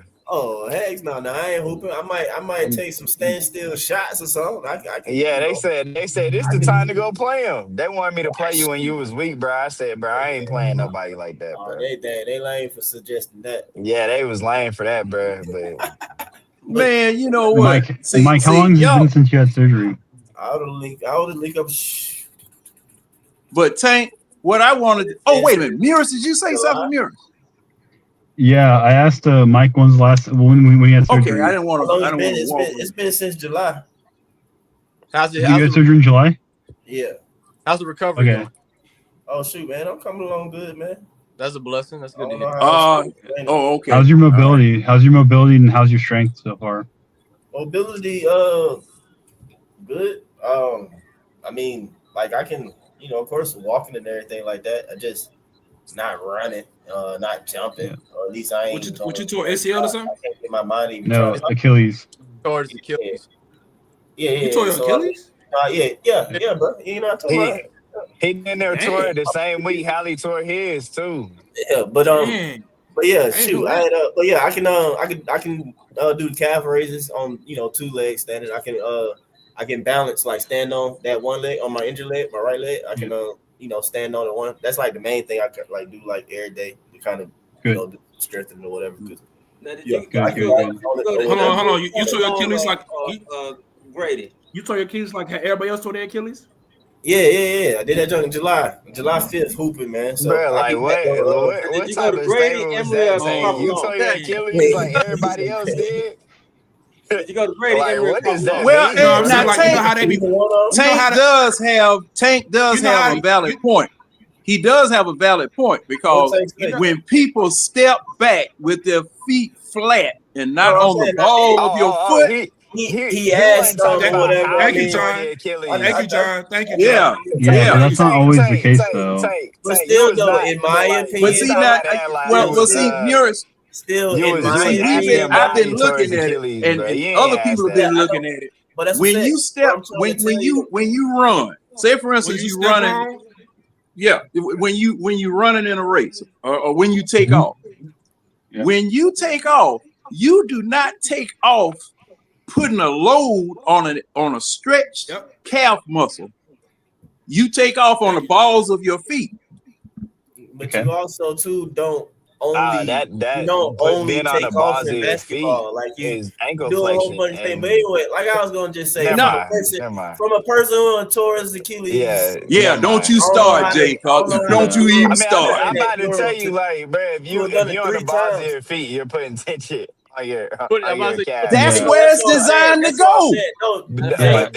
You're right. That's where it's designed to go. That's what I'm trying to talk from a person who unjacked this crap. Yeah, go ahead, Mike. The main issue, though, and that you see, and I'll use as an example, and you see now, LeBron is doing it more now, though, too. But SGA, he does it a whole lot. All his workouts are done barefoot. Okay, I know myself. I ain't never did crap barefoot. I ain't even like country to the point to go run outside barefoot or something like that. You know what I'm saying? I don't do that. So what the thing is that really is that no, I'm saying like the ankle and people ankles and feet or whatever is not as strong as it need to be. You know what I'm saying? Or whatever. So it's just they are not. You're right. So you're right. I'm making my Achilles hurt right now. Things that nature that you got to actually do more. Demand here. If I said enough, he'll pop up and talk about me. He'll love this stuff. But you do more plyometrics or whatever. I think I'm saying the right. Is it right? Yeah, plyometrics. So I'm trying to. That's what I'm doing. I'm focusing more even on my toes. Like widening my toes, like you know what I'm saying. I'm like learning a whole bunch of crap with your feet and everything like that. So, but anyway, that's what I'm like really been like trying to focus on whatever, building that strength up. Cause I can't do that no more. But you also have to focus on your ability to like actually like stretch your foot and everything. Cause like the John, like I was gonna tell you, like when I ruptured my Achilles, I literally took a step forward. Like there was no bouncing off my foot. I literally, it's like imagine you were to take a step to go get something. I ruptured my Achilles just walking forward. If you watch Dre Greenlaw during the Super Bowl where he ruptured his Achilles, he was literally bouncing on the sideline and then he goes to take a step forward and he ruptures his Achilles. So like it's not just a matter of taking a step back and rupturing your Achilles. There's other ways you can rupture it. My orthopedic literally told me, he's one of the Hawks doctors, by the way. He told me he's heard stories of people rupturing their Achilles literally standing out of their car. Like literally, they get out of their car and they rupture their Achilles. So like it's literally a super freak random accident and an injury, and it sucks. And it happens. Isn't it because you're not? Isn't it because too that you're not working that? Because see, the reason why I'm saying that, that's how I started being able to dunk. I used to stand and just bounce and spring as high as I could without even bending my knees. I could, the top of the square. Oh, that wasn't nothing.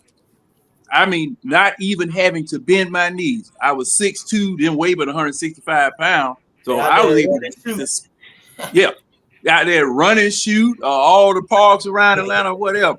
When were you at running? Come on, man. I open run and shoot. Run and shoot. Me and my crew, we open run and shoot. Colt 1, well, I stayed away from Colt 1 because see now those the NBA players or whatever. I was back in that back corner around the track. I was back there. Hey, did y'all see Trae Young's podcast today, bro? Did anybody see man, that he shit? be paying for this stuff, man. So don't worry about it. Bro, okay, listen. Trae Young is like, I ain't gonna lie. Hey, Mike. I can say something to him now. I can say something to him we now. balling right now. I ain't gonna lie. He wasn't expecting that. He was Tell Carlos. They treat him at the veterinarian. All right. Well, we shouldn't be saying that as black people. Why I should? No, hey. Amen. Look here. When the Romulans face the Federation, phasers on full. All shields up. You gonna get it. But I want to talk about something Tank said. I seen Trey say, Clippers tomorrow. Right now. I want to talk about something Tank said earlier. Now, Tank, what I say? Without him, bro, he was shocked about Trey. About Trey stepping back. Trey stepped back. When DeJounte Murray was here. I mean, remember that? But he did not take no steps back when DeJounte Murray was here. Let's not question y'all should be Jay, no, sir. Trey, and the thing was, everybody was saying that Trey got some help. Pass it around. Let somebody else shoot it. He stepped back when DeJounte Murray got here because we were up here on this same broadcast up here talking about the same thing. Bro, all they did was play your turn, my turn. Yeah. Yes. Okay. All right. Now, Jay, he just gave DeJounte Murray a chance to handle the ball too. So he stepped back. No, he didn't step back. Wait a minute. What did you just describe, Jay? He got his. You said, wait a minute. What did you just say, Jay? You said your turn, my turn. Before DeJounte Murray got here, whose turn was it? All the time.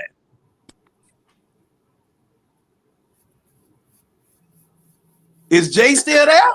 No, he probably rolled through. He got done in the desert, man. But correct me if I'm wrong. Okay, before DeJounte Murray got here, who was taking the majority of the shot? Trae Young was. Okay, when DeJounte Murray got here, Jay just said it. Okay, we're going to play your turn, my turn. But that's not taking a step back. How is that not taking a step back? It's not. That is literally, I'll take a shot instead of me taking two shots. Getting 20. I'm still, bro. He still got 20. Yeah. Dig your way out of there. No, I'm not. It's not a dig out. It's like he got the same amount of shots. I said, Trey only take 10 shots in a game. That's for sure. Now wait a minute. And to me, Trae Young taking a step back is I'm gonna take less shots and I'm gonna move. No. He did take less shots. Well, no, he did. Okay. To be fair, Damon just talked about it. Every year since Quinn's been here, his shot attempts have gone down. Like, yeah, cause see, I don't. like, What? Like now, I'm cool with Yeah, that. I to just you, need you talking listen, about listen, to you listen. is going If to he be goes, this way or that way. if he If takes Trey less shots, Young is the person taking all of the shots, if Trey Young is the person that's taking all of the shots, okay, and another player comes and you just said it yourself, okay, we're gonna say we're gonna play your turn, my turn. Now, if there was no turns prior to that person coming there, that's not a step back. He didn't step back by a no, lot. it's still No. I didn't say in It's still what turns. degree. Here, I look, did not listen, say listen, in listen, what John, degree. John, Now, Mary, you trying to now y'all trying to quantify. I'm trying to I'm say saying y'all that the both man right. stepped back. No. Y'all I'm gonna both tell. right and both wrong. No. All he did, bro. Listen. They used to play Trey Young with Gallo and Lou Williams in them, right? And when those dudes was on the floor, Trey would give him the ball. He'd stand on the perimeter and let them cook a little bit, or draw a foul or whatever. Only thing the Hawks really did was replace Gallo's 10 shots a game, 15 shots a game with DeJounte Murray. And a step back for me with Trey is he is going to there you go. take See less that shots that's and what he's I'm going to talking move about. without the ball. That's what I'm talking about right there. I don't You care. saying a What good step are back you? What to good are you. you? Listen, John. Listen. What good is it if you're taking less shots, but when you're not taking the shots, you just standing on the perimeter, not doing nothing? That's not the question. You're not cutting to the basket. That's not the question. I'm asking you what And Jay. Okay, Jay. I agree with you. We talked about that all the time. I was in Trey Young behind about that. He would be disassociated from the play once he gave the pass to somebody. Okay, I would say something about that. But like I said, he stepped back when DeJounte Murray got here. He stepped back. All right. Now, after, I got you. You know, so when he stepped back, he was trying to allow everybody to shoot. He was passing it to people that could not shoot. And just like I said a couple of weeks ago, he was passing these it, people, the dudes that can shoot. Who? Listen, Bogus? Hunter? Bogey, Bogey could. What man? Look. Let the record show. No. Hey, look. Bogey couldn't shoot drugs in his arm. There we go. Okay, that's a bad thing to say. But no, it's not. If he needs some drugs, he needs to be able to shoot him in his arm. He could not shoot. All right. The man could not shoot. It's just Bogey, Hurdle. Listen. All of the junk that we had around here, that we traded away, the man could not shoot. John, I'm not gonna argue. If you don't feel like they can shoot, cool, man. Look, all I'm gonna say is keep an open mind when it comes to the roster building. It's clear Jalen is the best player on this team. I've been gone from Houston now for about a week. I just touched down, got my stuff from my crib. Now I gotta go spend some time with my date.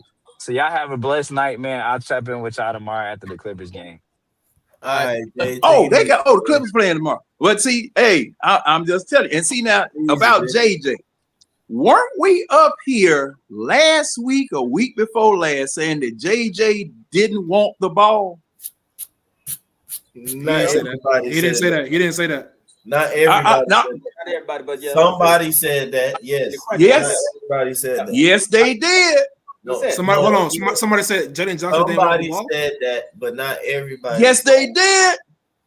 They said that JJ was not ready to take over. They said he didn't want the ball. He acted like he didn't even want the ball. Now I'll go find the show. I can attest for myself. I didn't say that. I think I said that. I'm saying I'm not denying that. And see my point about that. This is new territory for JJ right here. This is what you're seeing right now. This is brand new territory for him. I want him to ascend. That's why I get at him about him being lazy. Okay, I saw 40 points. I saw 30-something points out of him 2 nights ago. I saw 40 points out of it. Can you explain? Can you? You gotta stop saying that, bro. Okay, no. And John, can you explain to me, like I'm a child, how JJ play offense? It's lazy. It's lazy. When JJ brings the ball up the floor, he acts like no one is coming behind him because he brings the ball up slow. They picked his pocket 3 times straight last week, dribbling up the floor, not looking, not paying attention, not counting to see how many men are in front of him so he knows somebody behind him. Okay? When he shoots, misses, he gives up. Nobody, he's not crashing the ball. And see, the thing is that it's not just him. Double O is lazy because Double O is overweight. Double O is lazy because he's overweight and he does not recover. He does not jump. I don't think and he running around there like I said. Him and JJ. Yes, he is. Big boned. No, he's not. Man, watch Double O move. He looked like a Oompa Loompa. Hold on. You think Double O slow? Yes, Double O slow. Man, Double O I don't think slow. Double O is slow. John, JJ, not slow. KP, that's for sure. He'll walk a triple. You know, you gotta understand that, John. He'll walk a triple double, man. Yeah, look. Hold on. He's got. You said Jalen Johnson should go follow his shot after he shoot the ball, like go get the rebound. Yes, he should. He called him lazy. I mean, I didn't disagree with you when it comes to the defensive aspect, but on offense, and this, and defensively, you might be is he preserving energy on defense so that he can play offense? Don't start that crap. No. He just not. I hate that. I think it's a mixture of both, though, Mike. I hate that job. Huh? What's up? I think it's a mixture of both. I mean, if it is though, I think he got bad fundamentals, but I also think that he is trying to preserve himself a little bit. Yeah, well then then shoot. Well, if the man would close his mouth, he'd have some energy. Him and Double O sucking all the air like a damn Holly 4-barrel carburetor out there on the floor with their mouth open all the doggone time. Close your mouth. You know what my coach used to do? Harris, you need to wear a mouth guard. You running around out there when you get to the sidelines and you breathing on folk on the sideline, you killing them. You need a mouth guard. So that will make you keep your mouth shut and keep you from getting your jaw broke too. Yeah. You know, but they're gonna have Kawhi on Jalen Johnson tomorrow. On Jalen. We're gonna see what happens. Kawhi probably take off. And see, hey, and that will be a good test. That will be a very good test for him. That would be a very good test for him. Can I say this too? Right, because this is the reason why I say keep Trey around.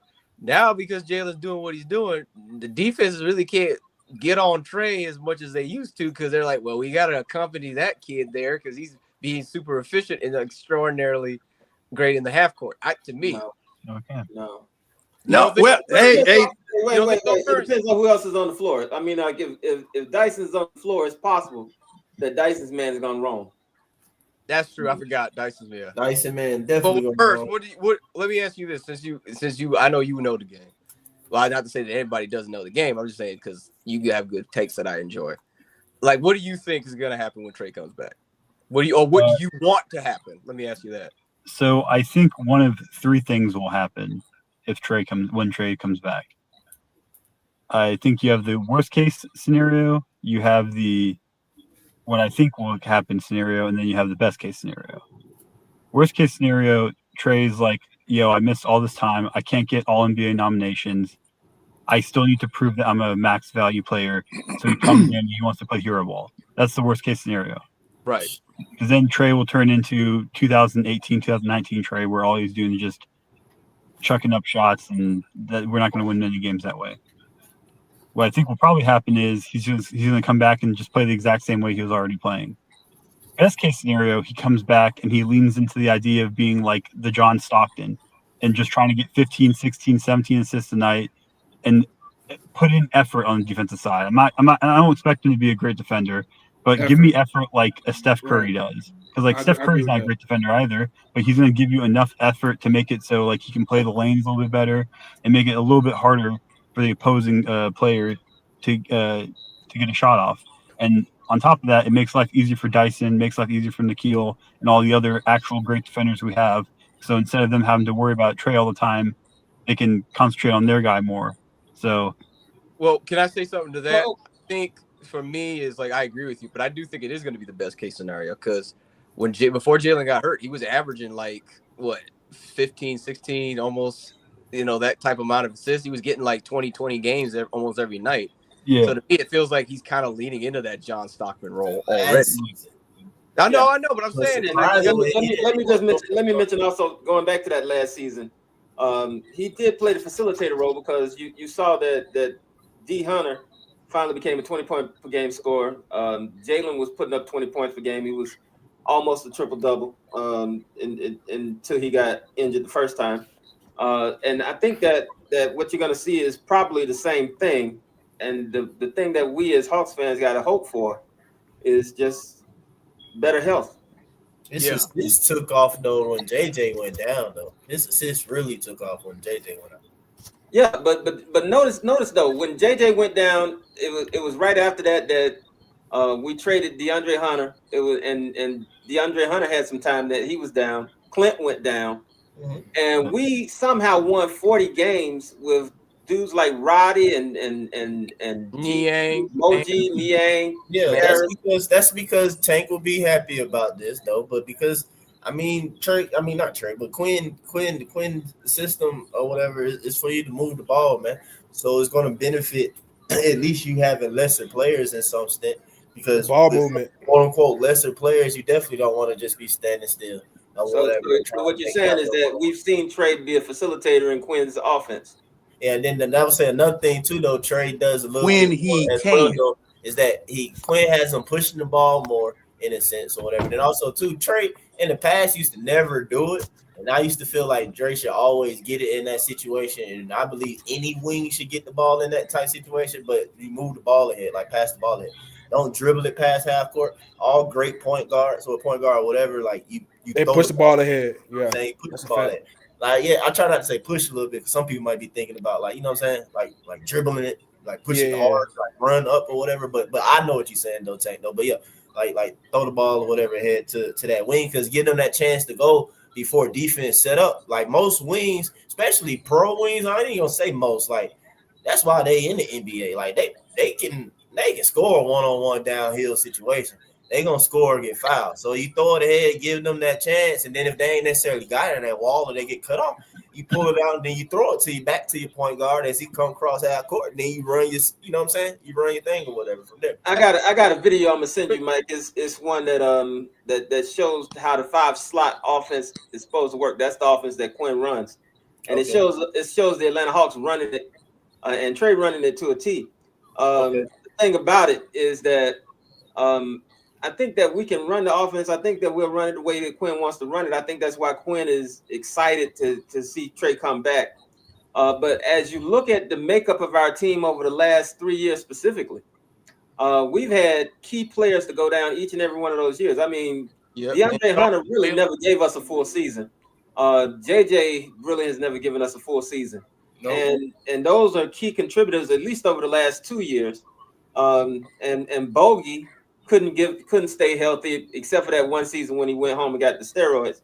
But you know, whenever you start to look at who he has to pass to and who this offense has to rely on, it's hard because a lot of times you have to rely on guys. I mean, you look at the percentage, you look at the 3-point percentage of those players, and you say, man, these guys got great 3-point percentage. But then you look at how many games they played, and you see like 32, 57, 16, 8. So our best shooters were sitting over in street clothes. And because Trey has been the Iron Man, we casted all the blame on him because he couldn't make it work. But to get 40 wins, with the teams that we've had, we've done a good job. And wait a minute.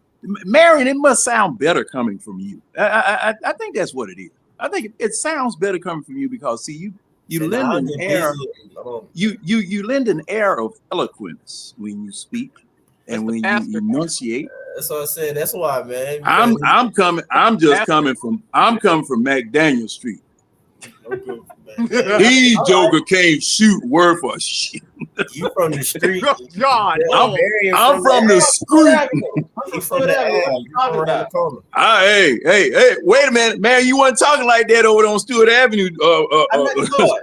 Enunciating. You better not. I met the Lord, and he took me to college. I met the Lord.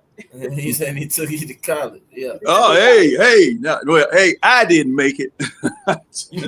Marion, you sound just like my mama when she says that when it comes to people like, hey, you can get God give you a new vocabulary and education on your life.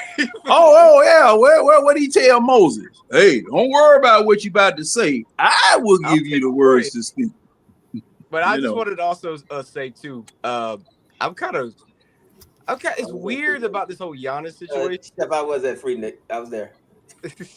I would say it's weird. Wait a minute, hey, Mary, don't be trying to cloud up now. Oh Lord, you ain't got to do that. You ain't got to do that to fit in, Mary. I'm honest. You all right? You all right? I got nothing to lie about. I got nothing to lie about. This, it looks like Giannis is about to request a trade. I don't want Giannis here, but do you think that we're gonna, because we have the Bucks picks, that we're gonna be like a third team in No. See, Wonder, I'm going to say the same thing I said during the summer. The only way I consider a Giannis trade is if Milwaukee comes to us, because that way they're desperate. So that means we can give them the bare minimum. If they come to us and they're like, "Hey, we have Giannis. What do you want to give for Giannis?" We'll be like, "Cool, we'll give you a pick and a player. That's it." Oh, we need more than that. No, we don't. We're doing just fine. Your problem is your problem. We're doing just fine. That's right. Mirrors is right. Beggars can't be choosers. We'll give you Zach for Giannis. Giannis. What I'm saying is there might be a team Knicks or somebody. We get them double O. No, we need more picks, and they're calling us to get our picks because we got the Bucks picks. I'm saying, like, do you think we're going to be a third team to help, like, give that team more picks so they can get Giannis? They can get Giannis. That's what I'm saying. Oh no, I hope not. That's right. I hope not. A different question. Let me pose a different question to the panel, to everybody on the panel. If Milwaukee came to us and they said, "We'll give you Giannis for Jalen Johnson and Porzingis only." No, bro. I'm hanging up. I'm hanging up. Let me finish. Jalen Johnson and Porzingis only. For Jalen Johnson and Porzingis only. I'm hanging up the phone. Hey, Marion, you got to learn how to formulate questions where the punchline is in the back. Because see, just as soon as you called them two names out, everybody knew that was it. Once he said Jalen Johnson, once he said Jalen Johnson, I'm hanging up. It's like, no, that is a non-starter, non-conversation, non-negotiation. So Marion, what's wrong with Giannis? So Marion, ain't nothing wrong with Giannis. You said Jalen Johnson. Marion, just to entertain your idea, we wouldn't want to move off of Jalen in the first place, but the money wouldn't work anyway because Giannis makes 54. The two guys you mentioned would make 61. They can't take in extra money because they're already over the apron, so that trade literally would not work. Oh, of course with the apron, yeah, probably, but it would work. No, it would work because we get less. We spend less. No, that's not what I'm saying. Milwaukee's over the apron. They can't take more money. They can't take. They're over the second. Work. I've done the trade in two different trade. It would work. In 2K, bro, it worked. So okay. So Milwaukee, Giannis makes $55 million, so they would send off $55 million.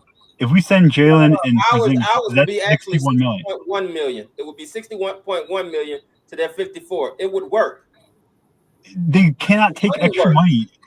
I promise you, it works. You plugged it into what program, Marion? What program did you plug it in? I put it in the Trade Spo. I don't know the exact name of it. Spotrac. Yeah, Spotrac. And they consider all of that.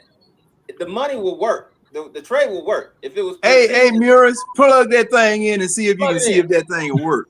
Plug it in. Plug that thing in there, cause well, at any rate. I don't care. I don't care if I was sending that Joker a damn Pinto. I'm not doing that trade. But my question again: what's the problem with Giannis? Because I'll say it. Not trading JJ. No. Yeah, not trading Jalen Johnson. Like I'm not, because I'm basically swapping MVP for a potential MVP in JJ. I'm not doing that. That's not. If you would have told me this. Well, wait a minute. Hold on. You're potentially trading a MVP / defensive player of the year candidate every year he's played / top rebounder for JJ. Now, what's wrong with Giannis? For me, the age. Giannis, let's say, Marion, Giannis' 3-point shooting has never been good. JJ's hitting a career high in 3-point shooting. Giannis has never been a good free throw shooter. At least JJ can give you 80% on the field goal, especially in clutch time. We saw that against. And Giannis been injury prone lately. And JJ has been too. But to me, also JJ's younger and he's also cheaper. Plus, you gotta understand, Giannis is going to be a free agent and potentially in 2 years. 3 years. Well, if he doesn't like the situation here, he might opt out. To me, he's in his prime. Yes, he's a top 5 player. But for JJ, he's got the potential to be a top 5 player too if he keeps going the way he's going. And he's top 20, not in his prime, right? Not in his prime. Right. So, but will his defense ever get up to Giannis level? You said what now? Will his defense ever get up to Giannis top 20 not in his prime right now? I'm just saying, man. I'm trying to argue something, Maris. What's up? I don't think that's the case. I think there's 20 better players than Jalen. 20 better? I'm just saying. Numbers, no, it's not, Maris. No, it's not. Right now, you're going off of like known who they are career, but like statistically speaking, this NBA season, Jalen Johnson is top 20, bro. Safe to say, top 20 and not in his prime yet. I mean, sure, if you're going to talk about like the idea of like potential or ceiling, like Jalen has top 3 talent. If you want to argue that, like he has the talent to be that kind of player. 2026. Hold on. Murray said he can name 20 players better than Jalen Johnson. I'm talking about this season, though. No, I want to hear that. See, this season is too early to use. What it is. I'm sorry that I'm saying what I'm saying. I'm just saying you can't dispute what I'm saying. If I'm saying based off this season, it's only been however many games, then that's what it is. I'm saying off of that. Yeah, you kind of right, Mike. I'm just saying, bro. I'm reluctantly admitting that you're kind of right there, Mike. Go ahead, Marion. What was your final point? But okay, but wait a minute. I don't want to put anything out there. You don't want to put anything out there? All right, cool. I'm not putting it out there. Wait a minute, if it's some verifiable news now, ain't no problem with that. Sure, it's verifiable. I mean, all you got to do is look. Top 5. But I ain't gonna mention it though. Wait, no. Oh, okay. It's just breaking just now? No. That's not what I'm talking about. He's still trying to make trades, man. Marion's such a man. Come on, Marion. No, I was just talking about the rumors of the day. So I'm just talking about the conversation. Well, go, hey, if they ain't number rumors. Some OG. No. What I would mention is not a rumor, but I don't want to bring it up. Y'all heard Demond say that Giannis is a better shooter than Jalen? What? Huh? Well, now, Tank. When you have a man that's almost about to beat up the staff because they trying to take the goal down because he wants to try to practice free throws, that man can't shoot. I have a hypothetical for you guys if you guys are willing. Now you remember that. The man was trying to practice free throws and was about to beat up everybody on the staff out there because they were trying to take hey man, we got to go home. No, I got to practice. What's your hypothetical, Merce? Okay, so my hypothetical is not a trade, but next offseason, there's a particular player that's going to be a free agent. Assuming he takes less money, would you guys be okay with John Collins coming back to Atlanta? I'd be all right with that. Yeah. Now see that, hey, Muris, that's what you're supposed to do. That's what you're supposed to do. Mention the name last, so you can get the question out. Okay. Because like him making $25 million is way too much. But if we got him for like 16 or 17 million, I'd be a-okay with that. Yeah, and I always wanted to see him with Quinn though. I've always wanted to see him with Quinn's system too. I was like, dang, I kind of wanted to see JC a little bit with Quinn. Hey, I ain't gonna lie, Double O better than JJ. I mean, John Collins. The system in what world? And that's he what I'm saying. better than John What I'm Collins. saying I'm is sorry. bring He John better Collins than to be a John backup for Oh Jalen. no. JC Double better than John Collins. I ain't gonna hold you. Oh, okay. Now, Tank, 3-point shooting so far, fine. Anything else? I don't know, bro, but that's what I'm saying though. JC, before he messed up his finger, if we would allow his finger to get back straight, combine that with Quinn, you know how Quinn basically gonna boost anybody 3-point shooting, bro. So JC would have went crazy shooting. And then, like I said, just the movement of the ball and everybody moved. The only thing that Double O I feel like really have on JC is his ability to pass in this system. I don't think JC can pass. I don't think JC can do hit the back doors from like you know say Double O do time, but like just moving, catching, and finishing like JC is like the only best finishers there is. He catch that junk around the paint and stuff. He booming on anybody, and then he one of the best catching shooters there are too. Like all you gotta do is catch your thing, pop, shoot. Like the issue was with JC, everybody used to have, and he'd be like, no, he ain't got no self creation. You know what I'm saying? So like it ain't like it was with, but if you play stuff right, whatever, like JC easily pop off for 20, 15 rebounds. And then we seen Double O create his own shot in the post. Here's the only thing. Double O got a little shot. We never seen. We ain't seen JC do that. Double O is shooting that same old throw up hook shot that Clint Capella was throwing when he was here. Man, Double O don't know whether that he don't know whether that's going in or not. He just flinging the ball at the basket. Hold on, but Double O got good touch. He has great touch. Now, Tank. So far this year, I've seen he's got better touch this year than he's had in past years. I will admit he had that. Great touch around the rim. But Murris, I will admit that. I had to think about it. I might have to reconsider because then Asa's minutes is, and I want Asa because him and Asa are kind of similar in the way they play. That is similar, yeah. So I don't know. You know what I mean? I get what you're saying. I think the real issue more or less becomes how much of the roster building that Auntie's going to do is going to be predicated towards the future versus trying to win now. Trying to win now, yeah. Because if you can get JC for $16 million, like you'd be an idiot not to say yes. Yeah, that's great value for John Collins. Yeah. $9 million less than what he's getting right now. If Porzingis is off the books, you're already going to have money freed up anyway. So like, I think if the opportunity were to arise, like John Collins, checks a lot of boxes that we need for this team. Especially if he comes off the bench, he'd be awesome. Yeah, him and JJ, him backing up JJ would be a good. We would have. I got a question. Well, hold on. Before we get to that, let me say something about what Tank was saying. Tank, now on last year, John Collins was a 19-point per game, 8 rebound, 2 assists on Utah, who played 52.7% from the field and almost 40% from 3. Right. Sure.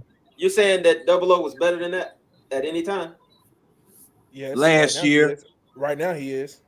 But in my opinion, Tank, I feel I like his system benefits Double O, and I feel like that if you could put, because in my opinion, like I be trying to tell Matt, it's like a lot of stuff you're doing is from the move, but I ain't gonna knock him. I mean, it's basketball, but it's just like it's more movement. You know what I'm saying? He's moving. Everything is moving. He's Double O more skilled than John Collins. He's just more skilled. No, he's not. He is. No, he's not. The only thing John Collins got over him is rebounding. That's the only thing he got over Double O. It's the rebounds. That's it. John Collins. And do you know why he has rebounded over Double O? Because he's quicker. He's got and he has better hops than Double O. Yeah, he got way better hops than Double O. That's a fact. That's a fact. Is that he knows how to set a pick. I want to ask first the question. Teach Double O how to set a pick. Would you hold on? Double O do not set a pick. Firing contract to get John Collins right here, right now. Would you consider that?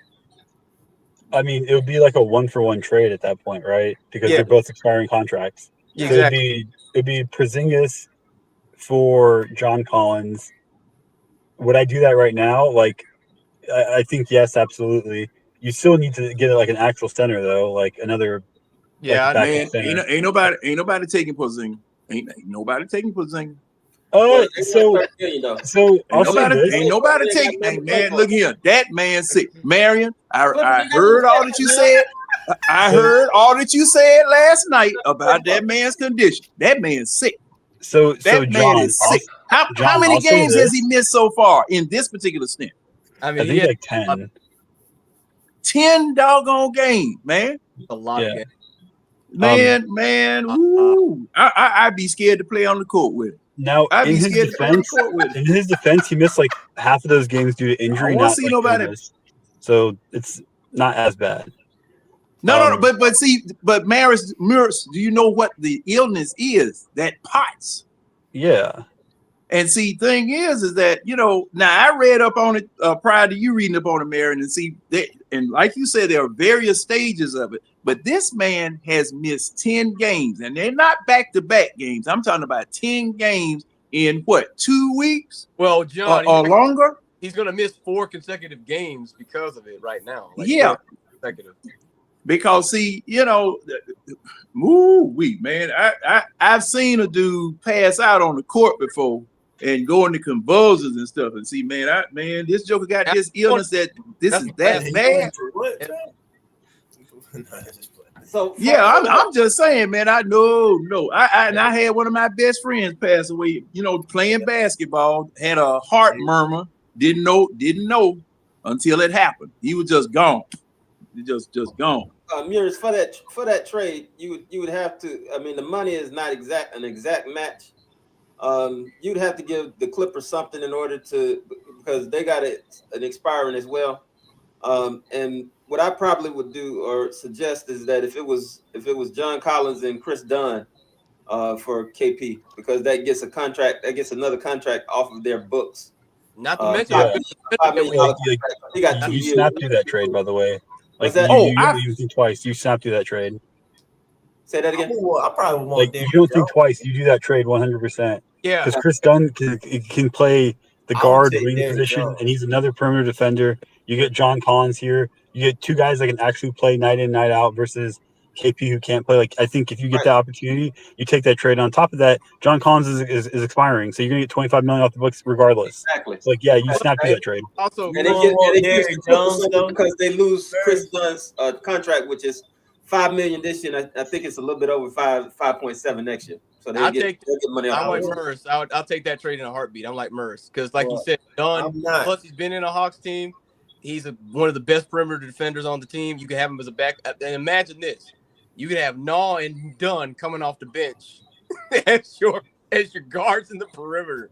That'd be fucking sick. The thing is, though, you know what? Hear me out, though. Now, where are these people? Where are these people that wanted to get that boy down there with the Pelicans? Zion. Where are all those Zion people? Those are guys that just wanted a big name. That's all. Well, yeah. Where they at? No, I don't think it's either one of y'all. They just wanted a big name. They were desperate for a change, and they wanted a big name to come to the team. So they're like, Zion's available. Yeah. All last off season. Okay. Matter of fact, DeMar was one of them. John, you know the funniest thing about it is those are the same people that are saying we're too undersized, we don't have enough shooting, and their first thing that comes to their mind is we should go get Zion. An undersized power forward who can't shoot. Like, it's the most illogical fucking thing you'll hear. Now, kudos to Zion for losing the weight this offseason. Okay, kudos to him for losing that weight because the man was too doggone big, and he was on his way to the ICU too. Okay, you know why? Because his bones have taken too much abuse from all the weight he was having. He waited too late. That was the problem. Yeah. And see that's another thing. He was carrying around that weight so doggone long. Now he's a walking ICU baby. Yeah, it's just like when Charles Barkley and Shaq said they looked at Zion. What was it, year before last playing? What do you think about that? He said, "Look like me and you had a baby." Yeah. Cause he was a big Oompa Loompa. But my question I want to ask: Detroit center Why is he getting all-star talk? Because he's really, really good. Really? I'll ask you this question, John. He having a career year. John, can you name 5 centers in the East right now that are better than Jalen Duren? No, I can't. Then there you go. That's all you need to know. No, okay. That's what I thought. That's what I thought. Like but Jalen Duren's really good. And he just turned 22 years old. That's the craziest part. He just turned 22 and he's already like dog walking so many centers. He's really good. Hey, can I ask y'all this since we talking about All-Star? Do you think that somehow, some way, Okongwu, if he keeps playing like this, could probably be a reserve? Nikhil has a better chance than Okongwu. At what position? Because see, the thing is that the people that he's going to have to compete with, the people that he's going to have to compete with at that position will X him out. It's USA versus the world. So no, definitely could make it then because he world. Yeah. Yeah, he world. I say definitely. I don't know. No, but, okay. Well, Tank. See, this is the thing. See, it's USA against the world on the court, but it's NBA player versus NBA player in the voting because the fans are going to go with the favorite. The fans going to go with the favorite. Now, he might be a coach's selection or possibly a reserve, but it's too much competition at now. Because see, what you going to list? 00 as a center or a forward in the voting. Center or playing centers. He plays, but to Murray's point, there ain't really like good all-star, like superstar centers right now ahead of Okongwu. I don't. Wembyama started back playing again. But they cannot take a center though. They been took that away. You don't have to. They don't have to have a center. That's true. Yeah, that is true.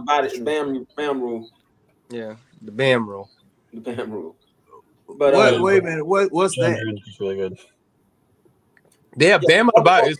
Double could. I think he could if he. What's the Bam rule? Adebayo. Okay, what's the rule? They let him play power forward 1 year because of his size instead of center. Well, he is a power forward by side. I mean, they kind of made him a power forward anyway because they put Khalil Ware there for. Khalil Ware has been their center, so. Yeah. Also, for what it's worth, Marion, like if we go based off of like ESPN, there has been some seasons in which ESPN had Bam Adebayo listed as a forward/center. So like if we go based off of that, then technically he could play that. That's true. So. Yeah, I just think they changed it to being like just forwards and guards. That's what I thought too. Yeah, because it's not like how it used to be or whatever. Like it was, point guard, shooting guard. You know what I'm saying? Because it's also too that's what messed up with the point guards because they can like slick just do all shooting guard. And then it don't be a point guard we make it. Well, now if you consider 00 a forward, he definitely won't make it. Got too much competition in the East. But yeah, if you got too many basically small forwards and power forwards, is like a combination of those that they feel like are better, then it makes it hard. Because centers are not isolated position. Like it's in the pool of forwards. Well, I don't know. That's the best way I can describe it. But it's a little bit harder. And then the fact that, like you said, the USA versus world thing, so that really shortened the amount of spots available, honestly. Because in the East. US. Yeah, the East especially. The world team. The world team would be harder, huh? Yeah, because you got Jokic, you got Giannis, you got Victor. You got three centers over there already. Giannis might not play enough games. Well, Giannis though he might not be an all-star because the way the Bucks are falling apart. The world team's ridiculous, by the way. I don't know if you guys realize that. Yeah, you got Luka too. You have Luka on there. Well, hey. Look, it's voting. It's the votes of the fans. It's Luka and Shea. Good luck with that. So wrong. Yeah, that's gonna be rough. Like it's the votes of the fans. See, it's the votes of the fans. It's not a record of the team. It is Merce. You know what it is? It shows you just how international play has caught up to America play. Like we got a lot of like international stars now. It seems. Yeah, yes, you do because see your American stars, quote unquote, they not being raised right. I was saying, man, I hate this discussion, bro. It's like the craziest thing ever, bro. Hey, I mean, we did it. America did it to themselves. American basketball did it to themselves. We got more stars coming from planet Earth than one country. Like, yeah, that's what's I mean, John, for what it's worth, though, like America does a lot of sports like incorrectly compared to the rest of the world. Like, if you look at how could it be United States and Canada versus the world? Every other continent like does like soccer, for example. A kid can become a professional at the age of like 15, like 14, 15. Like they will straight take him out of school, get him into being a professional. Luka Doncic was playing professional basketball at the age of 15 years old. So when he came into the league, he was already professional, which is why everyone's like, if you're Atlanta, you have to take Luka. Like, why wouldn't you do that? So, yeah, like Tony Russell. Hey, I get it. We lost Luka, but we got one of the best players in the draft in return. The problem was Cam was a bust. If Cam was one of the best players in the Americas. Yeah. Now, see, and what is that saying? Unfortunately, what is that saying? Because see, Wonder. Now, see, Wonder. Hey, see, this is the thing. This is the thing. When you have been raised from the age of 14 all the way up playing people older than you, people better than you, people challenging you, and you come here with these people who barely even practice, don't have a team concept, don't know what a pick and roll is, don't know nothing. You're gonna shine. You're gonna make them look like idiots. Because see, I remember Mike talking about Ricochet, how polished Ricochet was when he got here, knowing where to be on the floor, knowing how to operate in a team environment versus people that you have to develop. And see, the development for us, for Americans, our development was college. Well, John, can I say this? That's probably the reason why, in their defense, why they drafted him, because he was the most NBA ready guy. Right. Well, hey, we were supposed to get him, but we made a deal with doggone Mark Cuban. Mark Cuban just went all over the top, Travis Slant. Before we go off on that tangent, though, I'm talking about that. But here's the thing. I want to say this. If like I said, if we would have drafted like Tyler Hero instead of Cam Reddish, we would have won that trade. Because you would have had Trey and Tyler Hero in the backcourt. Now, whether that lasted long, who knows? But now, see, Wonder. Now, do you quantify the quality of a trade, one person, by the second person that you get in the trade, or do you quantify them head up? For me, I take the trade as a whole. Like, we got Trey and a draft pick. If we would have used that draft pick properly and gotten like an all-star caliber person, I would have said we won. Now, to me, I would say Luka is better than Trey, but to me, this is my opinion, is not by that much of a margin. Because the only difference is Luka's more efficient and he's taller. I give Luka for that credit, but everything else is like they're kind of the same. In my opinion. So I'll say this. One of the reasons we traded for Trey is also the fact that Luka would not have had the same. He would not have gotten to the point he's at now if he came to Atlanta, because people don't talk about it enough. In Dallas, he had an owner, Mark Cuban, that actually took care of the players. His very first season, they traded for Porzingis. He had the best European player at the time teaching him how to play basketball. He had a championship caliber coach. Like, they made moves to make Luka better. Trey, the first 2 seasons, Trey was just, he was the best player on a terrible team. He's basically just playing, stupid, basketball. Like, it's just dumb. So regardless of who we got, like, they would have not had the ability to grow into the player that we see them as they are now. And on top of that, you mentioned if we got Tyler Hero. Tyler Hero's as great as he is, also because of the fact that he went to Eric Spoelstra. Like if we gotten Tyler Hero, I don't think we see that Tyler Hero here. Like if we're being honest, that's fair. Like, I just don't see that. I don't see that being a thing. Because Lloyd Pierce wasn't doing anything when it comes to like really developing the guys at all. Like Larry said, it's just like Raheem Morris and these clowns with the Falcons. First time people. Don't, please, I don't want a headache. Well, it's the same thing now. You're in the wrong forum. You freeze zone. It's the no. It's the same thing. People, okay. Your first coach, Lloyd Pierce. Yeah. Lloyd Pierce.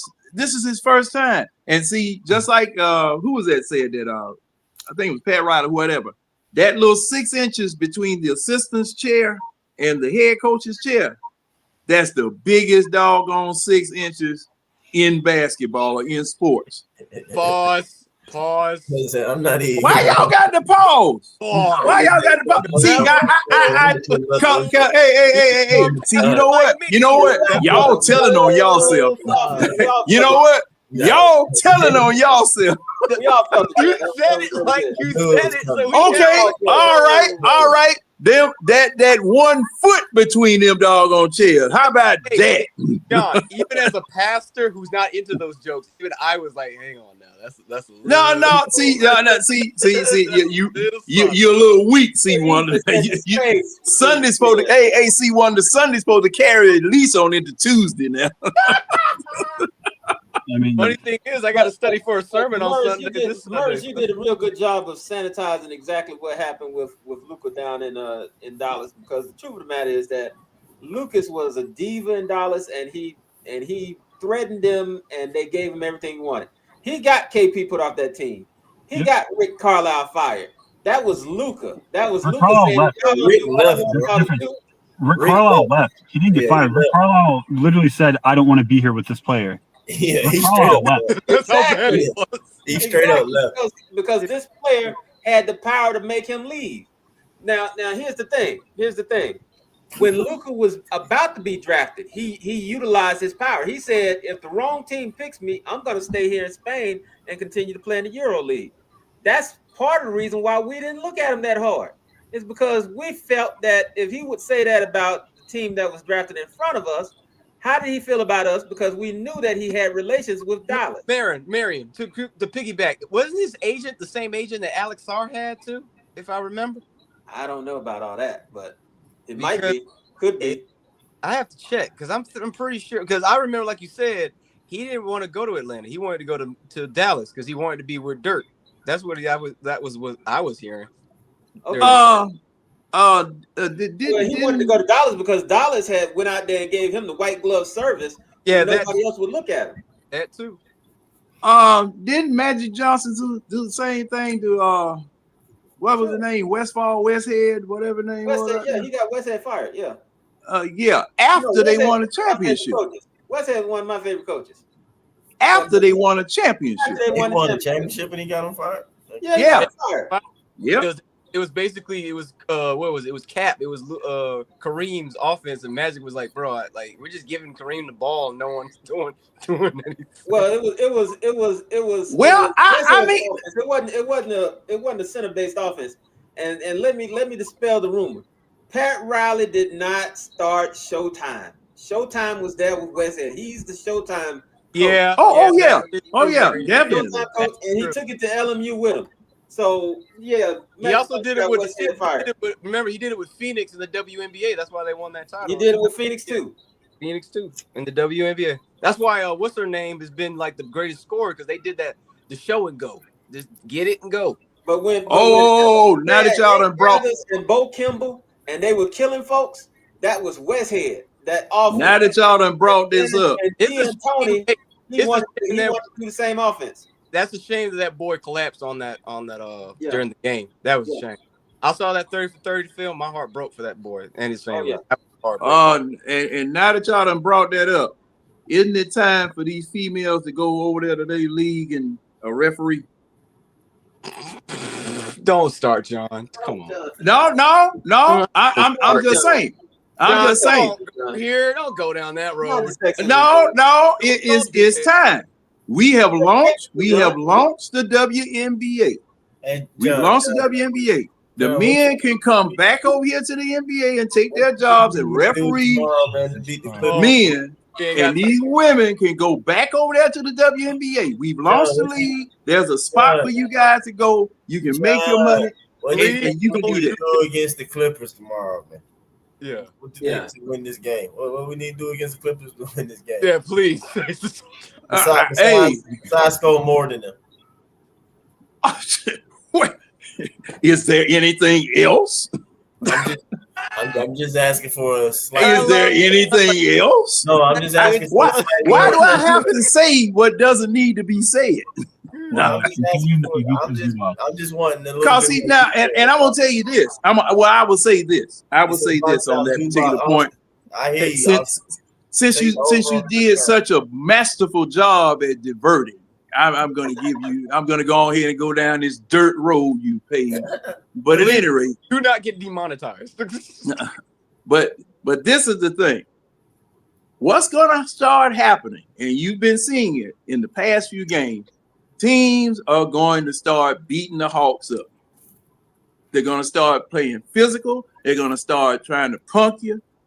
And what we got to do, we got to grab them, pull them up, and go back at them. I'm serious. I don't care how small you are. I don't care how little you are or whatever. You're going to have to return the favor. And some nights you might even have to start. You might even have to start it because be looking and see that this is the thing that I was alluding to as far as JJ was concerned. JJ is going to have to start playing with some ferocity as well as the rest of the other Hawks. Don't use the arm to sweep. Use the arm to get you some room. JJ do. I feel like it's not to the level that I like. See, I want JJ to knock somebody on the floor. I want the Hawks to start knocking some people. Cause see what now see on their heels though. He not. You want jailhouse. What happened? Wait a minute. What happened with Washington when we played Washington? What were they doing to us? Hey man, I ain't necessarily mad at it. John, you also have to understand Washington shot out of their fucking mind. They shot out of their mind. Oh, no. I'm not talking about the shooting. I'm talking about the way that they were playing offense, the way that they were playing defense. John, that's what I'm saying. They made their first 8 3-pointers. Like, okay, yes, they did. Now, I'm not talking about the first quarter. I saw what happened as far as the scoring was concerned. But when we got the ball, it was just like we were in a meat grinder the whole night. Hey guys, I'll see y'all later. Y'all have a blessed night. I'll see y'all tomorrow, God willing, to talk about the Clippers, y'all. Appreciate it. All right, yeah, well, we'll see after, man. We beat them already once, didn't we? Yeah, we beat them up. Yeah.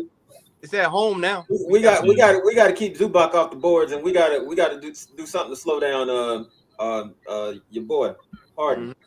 Yeah, literally, if Harden get every call he sees. That's all that matters. Well, he can hit shots too, though.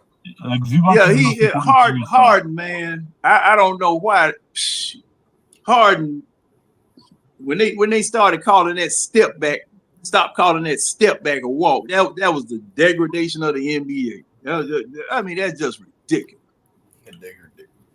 That's just ridiculous. Yeah, but for LA, if we just stop Ivica Zubac, we'll be fine. Like he's a real big issue. Like if he goes for like 20 and 15, we're gonna be in for a rough night. But he didn't go crazy last game against us. Well, I guess we did a good job against him. That's what I'm saying. Like we need to do something along that line. Like did Porzingis play last time we played him? Yes, he did. He did. Yeah, he did. He started. Yeah. Well, see, and plus, Asa Newell is going to have to get off the bench. I'm sorry, you got to put him out. Oh, we still got Moji. When we were talking earlier about the trades, the one thing I looked at when I looked at that Clipper team is that they're not built to tank. So I think they're probably going to come out and try to play tomorrow. So we got to be ready for it. They still got good players. I mean, you got Chris Paul, you got Kawhi Leonard, you got Harden. You got Zubac. They still got a formidable team. So I don't think we should underestimate them. For what it's worth, Chris Paul is like not even in the rotation. He gets garbage time minutes. Bogdan Bogdanovic barely gets any minutes as well. Their team is so bad. I don't think people are realizing this. The Oklahoma City Thunder own the Clippers pick. So if Oklahoma City hypothetically repeats this season and the Clippers have like a top 5 like worst record, they could win the NBA title and then get a top 5 pick as well. Like I don't think people quite understand how like bleak the future might look for the NBA if Oklahoma City gets things the way they want. Like it's about to get really rough for everyone. Yeah.